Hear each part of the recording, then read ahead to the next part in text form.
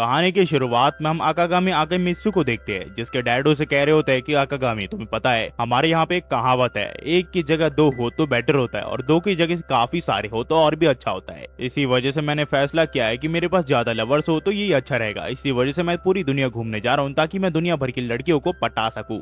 फिर हमें कुछ समय बाद दिखाया जाता है जहाँ आकागामी अब बड़ा हो चुका है, पर वो लड़कियों को बिल्कुल भी पसंद नहीं करता। वो पसंद तो करता है पर वो लड़कियों को देखना नहीं चाहता, क्योंकि जब भी वो किसी लड़की के पास जाता है उसका नाम सुन के ही दूर भाग जाती है। तभी हम देखते हैं आकागामी के डैड के दोस्त को, जो कि कहते हैं क्या तुम्हारे पास कोई गर्लफ्रेंड नहीं है क्या? तुम्हारी उम्र में तुम्हारे डैड काफी सारी लड़कियों को डेट किया करते थे। तो आकागामी कहता है कि मैं अपने फादर जैसा बिल्कुल भी नहीं हूँ। फिर हम देखते हैं आकागामी अपने घर जाने लग जाता है। आकागामी को पहले लगता था कि उसके फादर काफी ज्यादा कूल है, पर बाद में उसे एहसास हुआ कि उसके फादर एक परवर्ट, एक ठरकी के अलावा और कुछ नहीं है।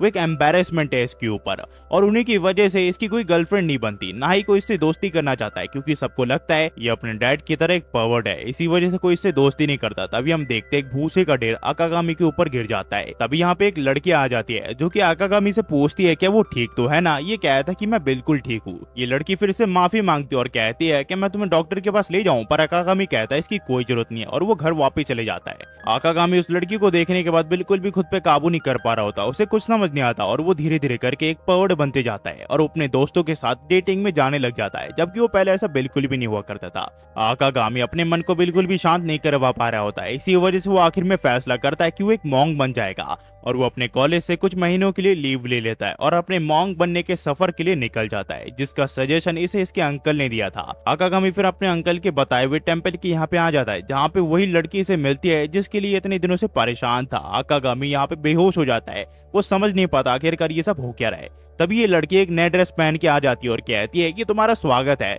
मैं तुम्हारा इंतजार कर रही थी। आकागामी कहता है कि मुझे माफ करना, मैं शायद गलत एड्रेस में आ गया, मुझे जाने दो। पर ये कहती है कि तुम गलत एड्रेस में नहीं आए हो, तुम सही एड्रेस पे आए हो। आकागामी फिर कहता है कि मैं तुमसे प्यार करता हूँ, क्या तुम मुझे शादी करोगी? ये लड़की फिर किसी तरह इसे शांत करवाती है और अपना नाम यूजुकी बताती है, जिसके बाद ये इसे चाय पिलाती है। ये सोचता है कि मुझे लगा था कि मुझे टेंपल में एंटर करने के लिए हेड प्रीस्ट के सामने झुकना पड़ेगा और विनती करनी पड़ेगी, पर यहाँ पे यूजुकी इसे बताती है कि हेड प्रीस्ट अभी यहाँ पे नहीं है। जिसके बाद ये इससे पूछती है कि आखिरकार ये किस चीज में इंटरेस्टेड है, पर यहाँ पे आकागामी को लगता है कि यहाँ पे उसका टेस्ट लिया जा रहा है, इस वजह से इसको यहाँ पे बुलाया गया है। तो आकागामी यहाँ पे अजीब ख्याल सोचने लग जाता है, उसे कुछ समझ नहीं आता। जिसके बाद वो कहता है कि मैं बाथरूम जाना चाहता हूँ। आकागामी फिर बाहर आ जाता है और वो सोचने लग जाता है कि वो क्या करे। तभी इसे बिल्ली की आवाज आती है और वो देखता है कि एक बिल्ला जो है वो कुएं में अटका पड़ा है। वो उसे निकालने के लिए अपना हाथ बढ़ाता है, पर वो उस कुएं में खुद ही गिर जाता है और यहाँ पे चिल्लाने लग जाता है कि कोई मुझे बचाओ। तभी हमें दिखाया जाता है यूजुकी के यहाँ पे, जहाँ पे उसे यहाँ पे हेड प्रीस्ट का कॉल आता है। वो उसे कहती है कि तुमने मुझे कहा था कि जो शादी के लिए पूछने आने वाला है वो कल आएगा, पर वो आज आ गया। तो ये कहती है कि तुम किस बारे में बात करती हो? जो बंदा तुमसे कल बात करने के लिए आ रहा है वो मेरे सामने खड़ा हुआ है। जो सुनने के बाद यूजुकी को लगता है जिस बंदे से अभी अभी इसने बात की वो एक भूत था। तभी यहाँ पे इसकी बंद तोसुक्यो आ जाती है, जिसे ये कहती है कि तोसुक्यो, यहाँ पे एक आदमी का भूत घूम रहा है जो कि औरतों के साथ गलत काम करता है। तो तोसुक्यो से कहती है ऐसा कुछ भी नहीं होता, तुम्हें शायद कुछ गलत फहमी हुई है। तभी यहाँ पे आकागामी आ जाता है जो कि पूरी तरह खून में लथपथ होता है, और इन दोनों को लगता है कि सचमुच ये एक भूत है, और तोसुक्यो अपनी जान बचाने के लिए यहाँ से भागने लग जाती है। पर आकागामी गलती से उसके बूब्स को छू लेता है, जिस वजह से वो काफी गुस्सा हो जाती है और वो कुछ नहीं कर पा रही होती है। तभी यहाँ पे यूजुकी उसके सर पे अपने लात से वार कर देती है और ये दोनों यहाँ से भागने लग जाते हैं। वहीं पे आकागामी इनका पीछा करते हुए कहता है कि इन्हें कुछ गलत फहमी हुई है, ये कोई भूत वूत नहीं है। वहीं पे हमें इन दोनों की सबसे छोटी बहन को दिखाया जाता है, जिसका नाम कुरागे होता है, जो कि इन दोनों से मिलने के लिए आ रही होती है। पर ये दोनों कहती है कि तुम्हारे सामने एक भूत है, और ये यहाँ पे बेहोश होने लग जाती है। पर आकागामी किसी तरह से संभालता है। कहानी फिर दो लड़कियों के यहाँ पे जाती है, जिनका नाम मिया और कागुरा होता है। मिया को यहाँ पे हॉलवे से आवाज आती है, इस वजह से वो बाहर आ जाती है और सबको शांत रहने के लिए कहती है। पर तभी आकागामी इसके ऊपर एक सॉफ्ट सी लैंडिंग करता है और ये बेहोश हो जाती है। वहीं पे हमें तोसुक्यो और यूजुकी को दिखाया जाता है। आकागामी इन तक किसी तरह पहुंच जाता है, पर इससे पहले आकागामी इन्हें कुछ एक्सप्लेन करता है। ये आकागामी के ऊपर हमला कर देती है और आकागामी बेहोश हो जाता है। फिर हमें दिखाया जाता है कीकी को, जो कि यहाँ पे हेड प्रीस्ट होती है, जो कि कहती है कि पर्वट, तुम सब भी कितने बेवकूफ हो। इसके अंकल ने इसे कहा कि एक टेंपल है, इस वजह से यहाँ पे ये आया, और वहीं पे तुम्हें लगा कि ये वही मॉन्क है जो कि तुमसे शादी के लिए पूछने के लिए आने वाला है। तो यूजुकी कहती है इसमें तुम्हारी गलती है, तुमने बताया नहीं कि कोई और भी आज मिलने के लिए आने वाला था। ये कहती है इसमें मेरी गलती नहीं है, इसमें इसके अंकल की गलती है। उसने अपने नेफ्यू को बताया नहीं कि ये जगह अब नरी में बदल गई है जहाँ पे सिर्फ लड़कियां रहती है। जिसके बाद यूजुकी इससे माफी मांगती है। वो कहती है कि मुझे माफ करना, वो हमले मैंने तुम्हारे ऊपर जानबूझ के नहीं किए थे। तो कीकी कहती है ऐसी बात है तो फिर ठीक है, इसे यहाँ पे कुछ दिन के लिए ट्रेन करने दो एक मॉन्क की तरह। तो तस्युकी कहती है एक नरी है, यहाँ पे मेल का रहना मना है। ये कहती है तो फिर तुम वहाँ पे जो साइन बोर्ड है उसे उतार सकती हो, तब मेल आ सकते हैं, तुम्हें चिंता करने की कोई जरूरत नहीं है। और वैसे भी मैं तुम्हारे फायदे के लिए बात कर रही हूँ, ये तुम्हारा एक फ्री का लेबर बन जाएगा। तब यहाँ पे तस्युकी कहती है कि वो बुब्स को काफी पसंद करता है, वो उससे ऑब्सेस्ड है। तो ये कहती है ऐसी बात है क्या, और वो अपने ऊपर के कपड़े खोल देती है और उसे दिखाने लग जाती है। तभी आकागामी कहता है कि आपने मुझे ऑफर दिया उससे मुझे काफी अच्छा लगा, पर मैं इस ऑफर को नहीं ले सकता। जिसके बाद आकागामी बस स्टैंड में बस का इंतजार करने लग जाता है। तभी यहाँ पे यूजुकी आती है और कहती है कि जिस जगह तुम जाना चाहते हो उसकी बस काफी लेट आने वाली है, तो तुम रात को यहीं पे रुक सकते हो, तुम कल सुबह यहाँ से चले जाना। मेरा मतलब ये है कि हम दोनों ने ही गलती की है, जिस वजह से हम दोनों को इन सारी चीजों से आज गुजरना पड़ा। आकागामी कहता है ऐसी बात है तो फिर ठीक है, आपका शुक्रिया। जिसके बाद यूजुकी कहती है कि मुझे यकीन ही नहीं हुआ, तुमने जैसे ही मुझे देखा तुमने मुझे शादी के लिए पूछ लिया, तुम मजाक कर रहे थे ना। आकागामी कहता है कि हाँ वो मजाक ही था। जिसके बाद यूजुकी अपना पूरा नाम बताती है जो कि होता है ओबा यूजुकी, और आकागामी भी अपना पूरा नाम बताता है आकामात्सु आकागामी। और ये सुनने के बाद यूजुकी से बताती है कि इसके फादर के ऊपर इनका 20 मिलियन येन का कर्ज है। तो ये कहता है कि मैं अपने फादर का कर्ज चुकाने की पूरी कोशिश करूंगा। पर तात्सुकी उसके ऊपर गुस्सा होती है क्योंकि आकागामी के डैड की वजह से इनका जो टेम्पल है वो अब बंद होने की कगार पे पहुंच चुका है। तभी यूजुकी कहती है कि आकागामी अपना कर्ज अपना शरीर दे के चुकाएगा। जिसे सुनने के बाद सभी लोग हैरान हो जाते हैं कि आखिरकार यूजुकी इतनी बोल्ड कैसे हो सकती है। यूजुकी ने समझाते हैं कि इसका मतलब ये था कि आकागामी यहाँ पे काम करके इनका कर्ज चुकाएगा। जिसके बाद यूजुकी आकागामी को कहती है कि कल मैं तुम्हें पूरा टेम्पल घुमाऊंगी, और वो अगले दिन ऐसे ही करने लग जाती है। आकागामी टेम्पल की हालत देख के समझ जाता है कि टेम्पल डूबने की कगार पे है। तो कहता है कि मैं जितनी जल्दी हो सके उतनी जल्दी तुम सबका कर्ज उतारने की कोशिश करूंगा। वहीं पे मैं सभी लड़कियों को दिखाया जाता है जो कि बात कर रहे होते कि कैसे ये लोग आकागामी को इस टेम्पल से बाहर निकालेंगे। तभी तोशी को कहते हैं कि हमारे पास एक आइडिया होना चाहिए जिसके बाद हम उसे यहाँ से निकाल देंगे। तो यहाँ पे कीकी इन्हें आइडिया देती है तुम सडक्शन स्ट्रेटेजी का यूज कर सकते हो, और इस चीज के लिए तुम्हारे पास बड़े बलून्स होने चाहिए। यहाँ पे सबसे बड़े बलून तसुकियो के होते हैं।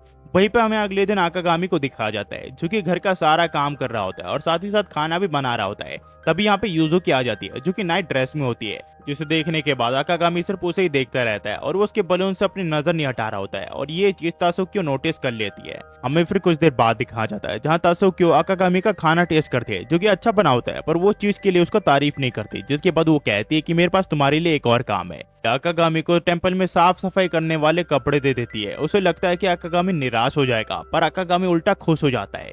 जिसके कुछ देर बाद यहाँ पे तोसुकियो आकागामी को एक और काम बताती है, पर आकागामी इसे बताता है वो काम वो ऑलरेडी खत्म कर चुका है। जिसके बाद ये अलग अलग काम इसे बताने लग जाती है, पर ये इसे बताता है ये सारे काम खत्म कर चुका है। तोसुकियो फिर आकागामी के ऊपर पानी गिराने लग जाती है और कहती है वो उसके ट्रेनिंग का हिस्सा है। तभी हम देखते हैं यहाँ पे यूजुकी आ जाती है, जिसे देख के आकागामी अपने ऊपर कंट्रोल नहीं कर पा रहा होता। वहीं पे तोसुकियो कह रही होती है कि आखिरकार वो क्या करे जिससे आकागामी यहाँ से निकल जाए। तभी हम देखते हैं आकागामी को जो कि बात में नहा रहा होता है। तभी यहाँ पे तोसुकियो आ जाती है। आकागामी उससे पूछता है आखिरकार वो यहाँ पे क्या कर रही है, और तासुकियो बिना कुछ बोले अपने कपड़े उतारने लग जाती है। आकागामी ये देख के अपने आप को बाथटब के अंदर गिरा लेता है। वो सोचती है कि ऐसा तो उसने बिल्कुल भी प्लान नहीं किया था। दरअसल इसका प्लान था कि आकागामी इसके ऊपर बिना कपड़ों के कूद जाएगा और ये चीज यूजुकी देख लेगी और इसे टेम्पल से बाहर निकाल देगी। पर इसका प्लान फेल हो रहा होता है, इस वजह से और अपने कपड़े उतारने का फैसला करती है। तभी इसके ऊपर कुछ सामान गिरने लग जाता है, पर आकागामी किसी तरह उन सामानों को इसके ऊपर गिरने से बचा लेता है। पर एक बॉक्स आकागामी के सर के ऊपर गिर जाता है और इन दोनों के बीच में किस हो जाती है। तभी यहाँ पे यूजुकी आ जाती है जो कि इन दोनों को ऐसी हालत में देख लेती है। वो कहती है कि आखिरकार ये सब शोर क्या हो रहा है। तभी तासुकियो आकागामी को धक्का देते हुए यूजुकी को कहते हैं कि वो इस चीज को इतना ज्यादा नहीं खींचना चाहती थी और इसमें उसकी कोई भी गलती नहीं है। पर यूजुकी कहती है कि आकागामी तुम यहाँ से अभी के अभी निकल जाओ। आकागामी कहता है कि क्या, ये कहती है कि मैंने कहा तुम यहाँ से अभी के अभी निकल जाओ। वहीं पे हम देखते हैं सभी लड़कियों को जो कि इससे पूछती है कि आखिरकार उसने इस मिशन को कैसे सक्सेसफुल किया। तासुकियो ने बताती है कि उसने कुछ सैक्रिफाइस किया तब जाके ये मिशन वो कंप्लीट कर पाए। जिसके बाद हम देखते हैं तासुकियो यूजुकी से बात करने के लिए आ जाती है, पर वो उसे अवॉइड कर रही होती है। तो तासुकियो से पूछ लेती है कि आखिरकार वो उसे अवॉइड क्यों कर रही है। तो ये कहती है ये सिचुएशन उसके लिए थोड़ी ऑकवर्ड है जिसके बाद वो उसे बताती कि जब भी वो उसका चेहरा देखती है उसे आकागामी के बॉडी का एक पर्टिकुलर पार्ट याद आ जाता है। तो तासुकी उसे कहती कि कौन सा पार्ट, ये कहती वो प्राइवेट पार्ट है। इसके बाद ये इसके ऊपर हंसने लग जाती है और कहती है कि तुम तो एक बड़ी परवर्ट निकली। युजुकी कहती है ऐसी कोई बात नहीं है, तुम्हारी सिचुएशन ही ऐसी थी उस टाइम पे। ये दोनों फिर बात करके अपनी सुलह कर लेते हैं। तब यहाँ पे किकी आके ने बताती कि आकागामी ने अपना सामान पैक कर लिया और यहाँ से वो जा रहा है। वहीं पे हम देखते हैं आकागामी को, जो कि कहता है कि मैंने बहुत गलत किया, मुझे अपने आप को अरेस्ट करवा देना चाहिए। जिसके बाद वो पुलिस वाले के पास जाता है और कहता है कि मैंने एक लड़की को किस किया, मुझे अरेस्ट कर लीजिए। पर वो कुछ करते ही नहीं है। जिसके बाद ये बस स्टैंड के यहाँ पे आ जाता है। उससे यहाँ पे एक भी बस नहीं मिलती। जिसके बाद आकागामी एक ब्रिज के नीचे बैठा होता है और वो सोच रहा होता है कि सब लोग ठीक तो होंगे ना, युजुकी उनके साथ है तो मेरे हिसाब से वो ठीक ही होंगे। पर युजुकी को याद करने के बाद आकागामी अजीब ख्यालात में खो जाता है। जिसके बाद वो अपने आप को पंच मारता है और कहता है कि मुझे ऐसी सोच नहीं रखनी चाहिए। आकागामी फिर सोचने लग जाता है कि अगर वो अपने बॉडी पार्ट्स को बेच दे तो वो उनका कर्ज चुका देगा। पर जब उसकी नजर कर्जों पे जाती है तो वो काफी ज्यादा होते हैं। अगर ये अपने आप को भी बेच दे तो भी इनका कर्जा नहीं चुका पाएगा। तभी हम देखते हैं यहाँ पे युजुकी आ जाती है, जो कि इसे पूछती है आखिरकार वो यहाँ पे क्या कर रहा है। तो ये कहता है कि तुमने ही तो मुझे कहा था कि तुम बाहर निकल जाओ। तो ये कहते कि मेरा मतलब ये था कि तुम उस रूम के बाहर निकल जाओ, ना कि टेम्पल के। तुम अभी भी बच्चे हो, तुम्हें दूसरे के ऊपर ज्यादा रिलाई करना चाहिए। हम सब बात करके एक दूसरे को एक्सप्लेन कर सकते थे आखिरकार वो इंसिडेंट कैसे हुआ। जिसके बाद ये सारी चीजें रिजॉल्व हो जाती है। आखिरकार आकागामी तुम्हारी उम्र क्या है? मुझे लगता है कि तुम मुझसे छोटे हो। पर आकागामी कहता है कि मेरी उम्र 21 साल है। तो यहाँ पे युजुकी से बताती कि मेरी उम्र 17 साल है और तुमसे मिलकर खुशी हुई। जिसके बाद ये से कहती कि तुम बड़े हो, तुम्हें अपने छोटे पे थोड़ा रिलाई करना चाहिए। एक अडल्ट के तौर पे ये तुम्हारा फर्ज बनता है। और अगर तुम्हें किसी से बात करनी नहीं आती तो तुम मुझसे आके बात कर सकते हो, मैं तुम्हें बताऊंगी कैसे दूसरों से बात किया जाता है। अब तुम हमारे टेम्पल के यहाँ पे रहते हो, इसी वजह से मैं तुम्हें अकेला रहने नहीं दे सकती। तभी हम देखते हैं यहाँ तासुकी आ जाती है, जो कि कहती है कि मुझे माफ कर दो, मैंने तुम्हें ट्रिक किया। पर आकागामी कहता है कि नहीं, इसमें मेरी गलती है, मुझे माफ कर दो, गलती से मैंने तुम्हारे बलून्स को ज्यादा ही घुमा दिया था। ये कहती कि इस चीज के बारे में बात करना बंद कर सकते हैं क्या हम? जिसके बाद ये से एक पेपर देती है जिसमें कुछ लिखा हुआ होता है। आकागामी को ये फिर कान में बताते हैं कि ये मेरा फर्स्ट किस था, इसी वजह से इसका हर्जाना तुम्हें भरना पड़ेगा। और अब आकागामी के ऊपर और ज्यादा कर्जा बढ़ चुका है और वो सोचता है कि आखिरकार वो इनके कर्जे कैसे चुकाएगा। जिसके बाद हम देखते हैं ये तीनों टेम्पल के यहाँ पे आ जाते हैं, जहाँ आकागामी कहता है कि मुझे माफ कर दो और मुझे टेम्पल में वापस ज्वाइन होने दो। आकागामी को वापस देख के यहाँ पे मिया बेहोश हो जाती है और वो सोचती है कि आखिरकार ये वापस क्यों आया। वही युजुकी तात्सुको को कहते हैं कि हम दोनों का भी एक साथ नहा लेना चाहिए। तात्सुकी और आकागामी फिर किचन के यहाँ पे आ जाते हैं, जहाँ पे इन्हें कुरागे मिलती है, जो कि यहाँ पे तात्सुको को बताती है कि युजुकी तुम्हारा बात में इंतजार कर रही है। तो ये कहती है कि उसकी चिंता तुम मत करो। यहाँ पे कुरागे फिर इन्हें बताती है कि युजुकी सचमुच एक बहुत ही बड़ी बेवकूफ है। तो आकागामी कहता है कि तुम्हें अपनी बड़ी बहन के बारे में ऐसी बातें नहीं बोलनी चाहिए। जिसके बाद हम देखते हैं आकागामी यहाँ पे खाना बनाने लग जाता है और कुरागे उसकी मदद कर रही होती है। तो आकागामी पूछता है कि आखिरकार तुमने अपनी बहन को यूजलेस और डम क्यों कहा?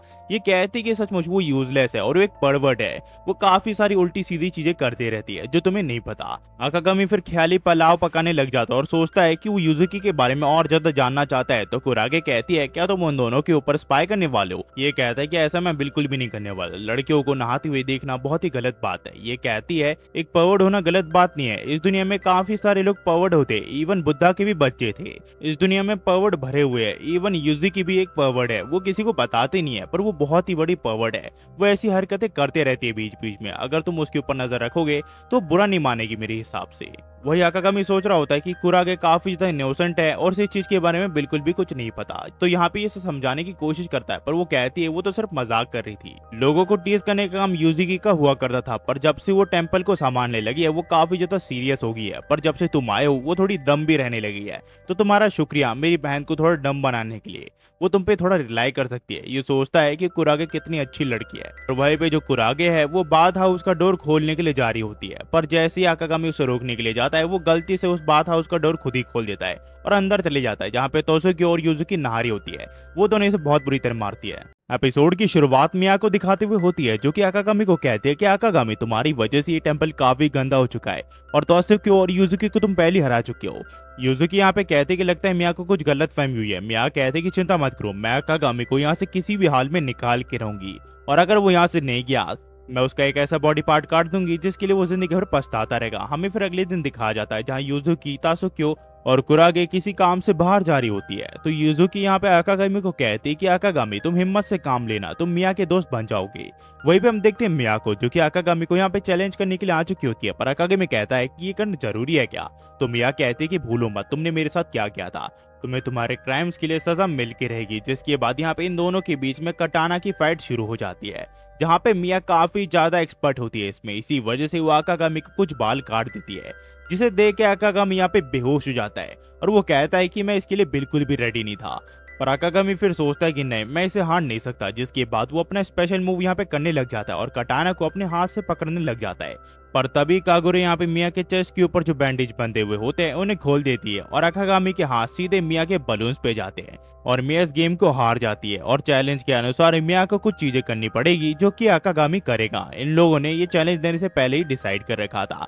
तो यहाँ पे कागुरा उसे चैलेंज देने के लिए कहती है। तब यहाँ पे कागुरा मिया को कुछ दिखाती है, जिनमें काफी डिफरेंट पेनल्टीज होती है और ये सारी चीजें बड़ों के लिए लिखी होती है। पर मिया कहती है कि वो चीज को करने के लिए तैयार है, पर आकागामी कहता है उसे ये करने की कोई जरूरत नहीं है, उसकी जगह मिया उसे कुछ और दे सकती है। तो मिया उसे पूछती है कि आखिरकार आकागामी को क्या चाहिए। आकागामी इशारे से कहता है कि उसे वो चाहिए। दरअसल आकागामी बुक की तरफ इशारा कर रहा होता है ताकि वो अपने माइंडसेट को और ज्यादा स्ट्रॉन्ग कर सके, पर वहीं पे मिया सोचती है कि आकागामी को उसके बलून चाहिए। तभी आकागामी कहता है सिर्फ एक रात के लिए उसे इस चीज की जरूरत है, जिसके बाद मिया उसे वापस ले सकती है। पर मिया कहती है वो ये चीज कभी भी आकागामी को नहीं देने वाली। जिसके बाद हम देखते हैं आकागामी को, जो कि यहाँ पे सोच रहा होता है कि अगर वो बुक इसे मिल जाती तो इसका माइंडसेट कितना ज्यादा स्ट्रांग बन पाता। तभी हम देखते हैं यहाँ पे मिया आ जाती है और आकागामी के ऊपर बैठ जाती है। आकागामी से पूछता आखिरकार वो यहाँ पे क्या कर रही है। मिया इसे कहती है वो यहाँ पे अपनी पेनल्टी को भरने के लिए आई है और वो अपने बलून्स को इसके मुंह पे लगा देती है। आकागामी को कुछ समझ नहीं आता कि आखिरकार ये सब हो क्या रहा है। वहीं पे जो कागुरा होती है वो इनकी वीडियो रिकॉर्ड कर रही होती है। आकागामी कहता है कि आखिरकार तुम ये सब कर क्या रही हो। ये कहती है कि मैं अपनी पेनल्टी को भरने के लिए आई हूँ। ये कहता है कि लगता है तुम्हें कुछ गलत फहमी हुई है, मैं बुक के बारे में बात कर रहा था। और ये सुनने के बाद मिया का चेहरा शर्म से लाल हो जाता है और वो यहाँ से भागने लग जाती है और वो सोच रही होती है कि आखिरकार वो इतनी बेवकूफ कैसे हो सकती है। पर मिया जिस रूम में जाती है वहाँ पे ऑलरेडी आकागामी बैठा हुआ होता है। आकागामी इससे कहता है कि हम बात करके सारी चीजों का हल निकाल सकते हैं, पर ये कहती है ऐसा कुछ भी नहीं होने वाला। और मिया इस रूम का दरवाजा खोल के यहाँ से जाने लग जाती है, पर उसे पता चलता है कि इस रूम का दरवाजा बाहर से किसी ने लॉक्ड कर दिया है। तो यहाँ पे आकागामी कहता है कि यहाँ पे काफी ज्यादा ठंड हो रही है, तुम इस चादर को ओढ़ लो। पर यहाँ पे मिया कहती है कि मेरे पास मत आओ। आकागामी कहता है कि क्या हुआ। तो मिया यहाँ पे फ्रस्ट्रेशन में कह देती है कि जब भी तुम मेरे पास आते हो तो मुझे टर्न ऑन कर देते हो। और ये कहने के बाद मिया के आंखों से आंसू आने लग जाते हैं और वो कहती है कि मुझे नहीं पता आखिरकार ये सब मेरे साथ क्यों हो रहा है। आकागामी जो भी आज चीज हुई, क्या उस चीज को तुम भूलने की कोशिश कर सकते हो। आकागामी कहता है ये थोड़ा डिफिकल्ट है मेरे लिए। मिया फिर कहती है कि जब भी मैं अपने ट्रू सेल्फ से भागने की कोशिश करती हूँ, मेरा जो ट्रू सेल्फ है वो मुझसे चिपकने की पूरी तरह कोशिश करता है, जैसे कि वो एक कर्स की तरह हो। मिया की फैमिली को इरोटिक फैमिली के नाम से लोग जानते हैं और जब मिया बच्ची थी तभी उसकी मदर ने उसे समझा दिया था कि क्रिस्टोफ फैमिली की लड़कियों के आसपास लड़कों का होना काफी ज्यादा जरूरी है। इसी वजह से मिया जब मिडिल स्कूल में थी तो वो काफी अजीब बातें किया करती थी जो कि अडल्ट करते हैं। इसी वजह से उसके दोस्त भी उसे दूर होते गए। आखिर में सिर्फ उसकी एक ही दोस्त बची जिसका नाम कागुरा था। मिया की इन हरकतों पर कंट्रोल करने के लिए कागुरा ने इसे जापानीज बुद्धिज्म टेम्पल के बारे में बताया और ये लोग इस टेम्पल में आ गए ताकि ये अपने आप पे काबू कर सके। पर जब से आकागामी इस टेम्पल पे आया है मिया अपने आप पे काबू नहीं कर पा रही है और वो काफी हॉर्नी हो रही है। तो यहाँ पे आकागामी कहता है कि मेरी भी सेम स्टोरी है, मुझे माफ कर देना, मेरी वजह से तुम्हें इतनी तकलीफ हुई। तो यहाँ पे मिया कहती है कि तुम्हारी भी यही प्रॉब्लम है। आकागामी कहता है कि हाँ, इस चीज का पता लगाने के लिए मैं इस टेम्पल में आया था, पर मुझे पता नहीं था कि मेरी वजह से तुम्हें इतना ज्यादा सफर करना पड़ेगा। मिया को पहले लगता है ये एक फेथ की तरह है, बाद में वो सोचती है उसे आकागामी और क्रिस्टोफ फैमिली से दूर भागना पड़ेगा ताकि वो सब कुछ ठीक कर सके। पर तभी आकागामी कहता है कि मिया, हम दोनों को एक साथ काम करके इस चीज का मुकाबला करना चाहिए ताकि हम आत्मज्ञान के मार्ग को हासिल कर सके। पर ये कहती कि नहीं, मैं तुम्हारी ट्रेनिंग के साथ इंटरफेयर नहीं करना चाहती। ये कहता है ऐसी कोई बात नहीं है। तो ये कहती है कि लगता है तुम मेरी बॉडी में काफी इंटरेस्टेड हो। ये कहता है ऐसी कोई बात नहीं है, चलो इस चीज को करते हैं ताकि इस चीज को हम हासिल कर सके। और मिया चीज के लिए हाँ कर देती है। तभी कागुरा इस रूम का दरवाजा खोल देती है। ये लोग इससे पूछते हैं कि आखिरकार ये यहाँ पे कब से है। तो ये कहती है जब से इन दोनों की बातें शुरू हुई है तब से ये लोग यहाँ पे है। ये लोग पूछते हैं कि आखिरकार तुमने गेट क्यों नहीं खोला। फिर कागुरा इस चीज के लिए इनसे माफी मांगती है, जिसके बाद वो कहते हैं अगर हम यहाँ पे है तो हम पूरी रात तपस्या क्यों नहीं करते। ये लोग कहते हैं कि ठीक है, हम तपस्या कर सकते हैं। और हमें फिर अगले दिन दिखाया जाता है जहाँ हम देखते हैं यहाँ पे यूजुकी आ चुकी होती है, जो कि देखती है कि कागुरा कहीं देख रही होती है। तो यहाँ पे यूजुकी इस चीज का चेक करने के लिए आ जाती है, पर वो देखती है कि आकागामी और मिया यहाँ पे तपस्या कर रही होती है और ये काफी वियर्ड तपस्या होती है, जिसे देख के इसके होश उड़ जाते हैं। वो सोचती है कि आखिरकार ये लोग ये कैसे कर रहे हैं। साथ ही साथ कागुरा इसे बताती ये पूरी रात ये चीज कर रहे हैं, जिसे देख के इसे काफी ज्यादा गुस्सा आ जाता है और वो आकागामी को इस चीज के लिए पनिशमेंट दे देती है। तभी यहाँ पे कीकी आ जाती है, जो कि इन सबको कहती है कि आखिरकार उस बेचारे के ऊपर तुम गुस्सा क्यों कर रही हो। वो फिर यूजुको को कहती है कि आखिरकार तुम इतनी ज्यादा रिलैक्स कैसे हो सकती हो, आज तुम्हारी मैच मेकिंग है और इस टेम्पल का फ्यूचर उसी पे डिपेंड करता है। तो यूजुकी आकागामी को लेके मैच मेकिंग के यहाँ पे जाने लग जाती है। तभी आकागामी पूछता है कि आखिरकार तुम इतनी जल्दी शादी क्यों कर रही हो। तो यूजुकी से बताती है कि इन्हें जल्दी से जल्दी उस टेम्पल को खाली कर देना चाहिए था। दरअसल क्या होता है कि अगर हेड प्रीस्ट उस टेम्पल में ना हो तो उसकी फैमिली का कोई भी राइट नहीं बनता कि उस टेम्पल पे रुक सके। अभी की इस टेम्पल की हेड प्रीस्ट बन चुकी है, इसी वजह से वो यहाँ पे रुक सकते हैं। पर यूजुकी को कहा गया है कि जब वो हाई स्कूल से ग्रेजुएट हो जाएगी इस टेम्पल को बंद कर दिया जाएगा। अगर ये मैच मेकिंग ठीक गई तो यहाँ पे एक नया प्रीस्ट आ जाएगा और इन्हें यहाँ से बाहर जाने की कोई जरूरत नहीं है। तो यहाँ पे आकागामी कहता है कि इसका मतलब तुम इस टेम्पल को बचाने के लिए इस शादी से जुड़ रही हो। ये कहती है कि हाँ, मैं इस टेम्पल को किसी भी कीमत में बंद होने नहीं दे सकती। तभी ये लोग बस के यहाँ पे पहुंच जाते हैं, पर इन्हें पता चलता है कि बस तो कब के यहाँ से निकल चुकी है। आकागामी तभी किसी इंसान से एक स्कूटी बोरो कर लेता है और यूजुकी को उसमें वो बैठने के लिए कहता है और ये लोग आगे जाने लग जाते हैं। पर कुछ ही देर बाद जो ये स्कूटी है वो पंचर हो जाती है, जिसके बाद यूजुकी की सारी उम्मीदें खत्म हो जाती है। तभी यूजुकी को एक बस दिखती है और ये दोनों उसके अंदर चले जाते हैं। पर जब ये लोग अंदर जाते हैं तो उन्हें पता चलता है ये एक ट्रक है और अब यूजुकी की सारी उम्मीदें खत्म हो चुकी है। पर आकागामी कहता है कि तुम्हें चिंता करने की कोई जरूरत नहीं है, तुम्हारी उम्मीदों पे मैं पानी फिरने नहीं दूंगा। जिसके बाद ये लोग फैसला करते हैं कि इस ट्रक का दरवाजा तोड़ देंगे और किसी तरह इस ट्रक के ओनर से बात करके इस ट्रक को बोरो कर लेते हैं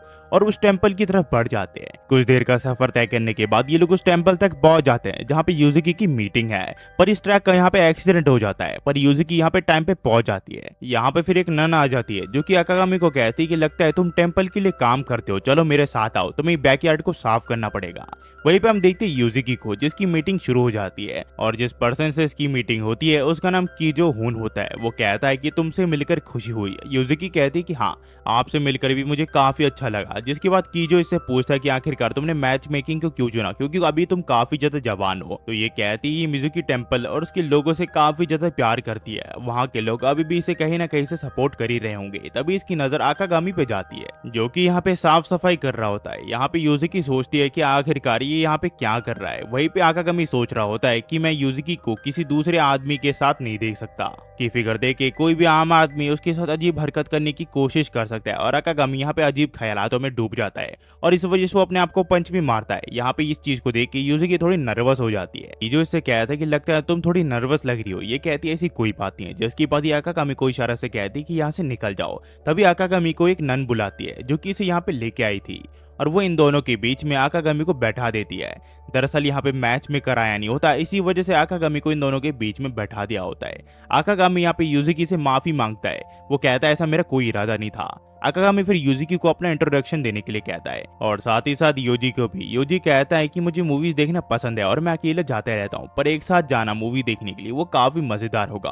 तभी यहाँ पे आकागामी उल्टे ख्यालात सोचने लग जाता है, जिस वजह से उसका दिल धड़कने लग जाता है और वो कुछ समझ नहीं पाता। जिसके बाद वो योजी से पूछता है कि आखिरकार वो अपने छुट्टी वाले दिन क्या करता है। ये कहता है ये हॉट स्प्रिंग के मजे लेता है और काफी अलग अलग चीजें करता है। तो ये सोचता है कि हॉट स्प्रिंग वो भी यूजुकी के साथ, ऐसा मैं कभी होने नहीं दूंगा। और आकागामी अपने ख्यालातों में खो जाता है। जिसके बाद यूजुकी से शांत करवाती है किसी तरह। आकागामी फिर योजी से पूछता है अगर तुम दोनों ने शादी कर ली तो तुम दोनों क्या करोगे। तो यहाँ पे योजी से कहता है कि मैं 10 बच्चे लेना पसंद करूंगा और आकागामी दोबारा से अपने ख्यालातों में खो जाता है, जहाँ पे यूजुकी आकागामी से उसके बच्चे मांग रही होती है। ये सोचने के बाद आकागामी के मुंह से खून की उल्टियां होने लग जाती है और वो अधमरा हो जाता है। जिसके बाद आकागामी को यहाँ से बाहर निकाल दिया जाता है। जिसके बाद योजी कहता है कि जैसे तुमने कहा था तुम्हारा दोस्त वैसा ही है, मुझे नहीं पता तुम्हारा दोस्त यहाँ पे क्या कर रहा है, पर जो भी चीज उसने यहाँ पे कहा वो सारी चीजें सच्ची थी, उसमें एक भी झूठ नहीं था। और ये सुनने के बाद यूजुकी अपने बचपन को याद करने लग जाती है, जहाँ पे इसकी बड़ों ने इसे सिखाया होता है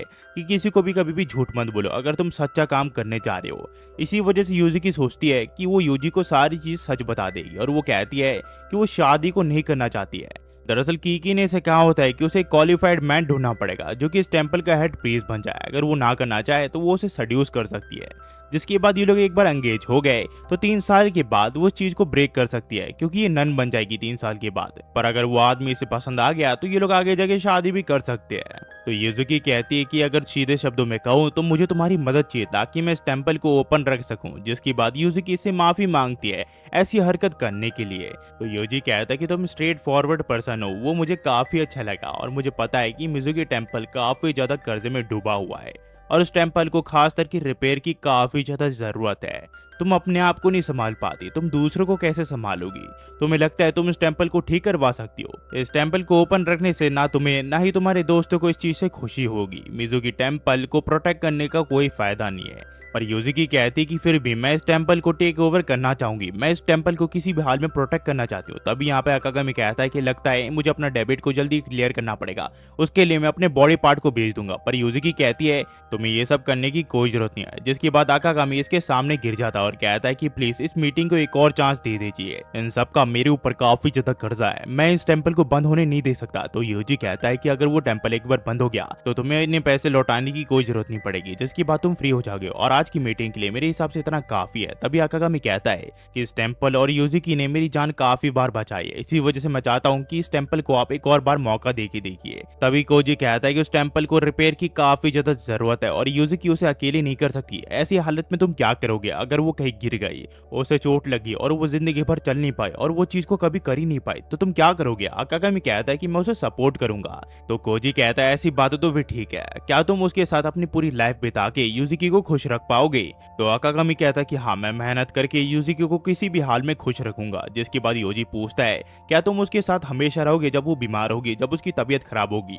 तो अकागामी कहता है कि हाँ, मैं हमेशा उसके साथ रहूंगा, मैं उसका ख्याल रखूंगा, मैं उसे कभी भी बीमार पड़ने नहीं दूंगा। तो कोजी कहता है क्या तुम उसके साथ रह के एक अच्छी फैमिली बिल्ड कर पाओगे? ये कहता है कि हाँ, मैं उसके साथ एक अच्छी फैमिली बिल्ड कर पाऊंगा। तो ये कहता है कि ठीक है, मुझे दिखाना कि तुम कैसे अपने बच्चों को पालोगे, मैं तुम्हारे एंगेजमेंट प्रपोजल को एक्सेप्ट करता हूँ। जिसके बाद ये दोनों घर वापस जाने लग जाते हैं। यहाँ पे अकागामी युजुकी से पूछता है कि तुम दोनों सिर्फ नाम के लिए एंगेज्ड हो, बाकी तुम्हें उनसे शादी करने की कोई जरूरत नहीं है। युजुकी कहती कि हाँ। अकागामी ये सुन के काफी खुश हो जाता है। पर ये दोनों जब स्टेशन के यहाँ पहुंचते हैं तो इन्हें पता चलता है कि जो इनकी ट्रेन है वो कब की यहाँ से जा चुकी है।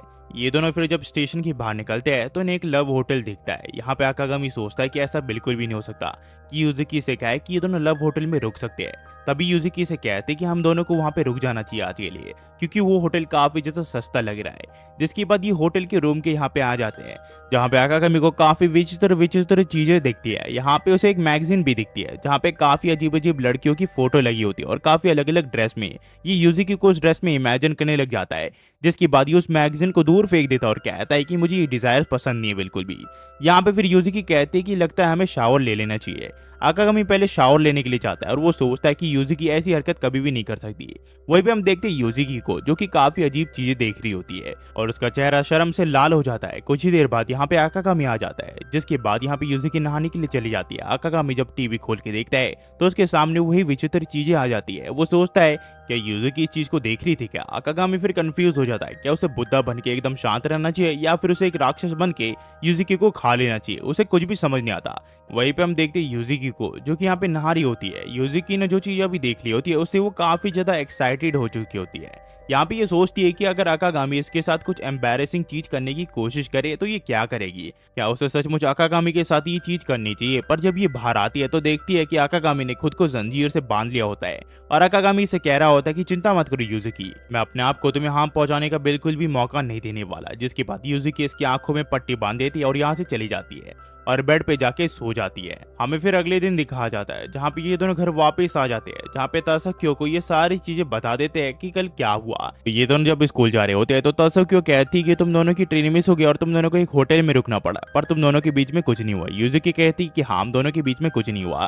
तो तासक्यो युजुकी को कहती है कि हमारे साथ अकागामी रहता है, इस बारे में स्कूल में किसी को भी पता नहीं चलना चाहिए। फिर हम देखते हैं तासक्यो को स्कूल के यहाँ पे, जहाँ पे वो बेंच के यहाँ पे बैठी होती है। तभी इसके दोस्त यहाँ पे आ जाते हैं और इसे पूछते हैं कि कि तुम्हारे बॉयफ्रेंड का नाम क्या है। ये से कहती है कि तुम्हारा मतलब क्या है। तो ये कहती है कि हमसे झूठ मत बोलो, तुम एक लड़के को किस कर रही थी उस दिन रिवर के नीचे। तासुयुको कहती है कि तुम्हें कुछ गलत फहमी हुई है, वो कोई और होगा। तभी इसे याद आता है कि उस रिवर के नीचे तो ये आकागामी के कान पे बोल रही थी कि तुम्हें इस चीज की रिस्पॉन्सिबिलिटी लेनी पड़ेगी।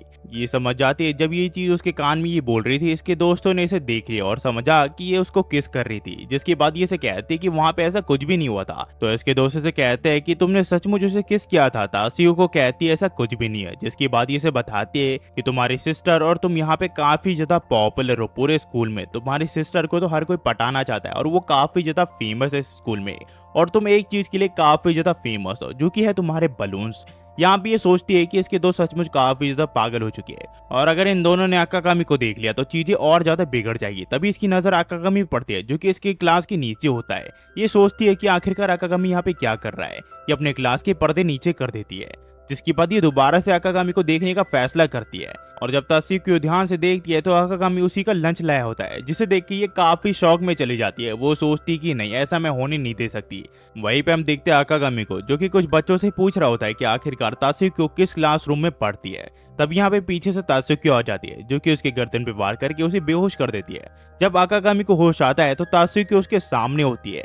वो कहती है कि आखिरकार तुम यहाँ पे क्या कर रहे हो। आकागामी इससे कहता है कि मैं तुम्हारा लंच लेके आया हूँ जो कि तुम घर पे भूल गई थी। जिसके बाद आकागामी यहाँ से जाने लग जाता है, पर ये कहती है कि तुम अभी यहाँ से नहीं जा सकती क्योंकि बाहर पीई क्लास हो रही है। तो आकागामी कहता है कि तुम्हारा मतलब क्या है। ये से बताती कि जिन कपड़ों में तुम यहाँ पे आए हो तुम उनसे काफी सारे लोगों का अटेंशन ग्रैब कर लोगे। तो ये कहता है कि मैं इन कपड़ों को इसलिए पहन के आया ताकि लोग मुझे सस्पिशियस नजरों से ना देखे। तभी हम देखते हैं यहाँ पे तासुयुको की दोनों दोस्त आ जाती है।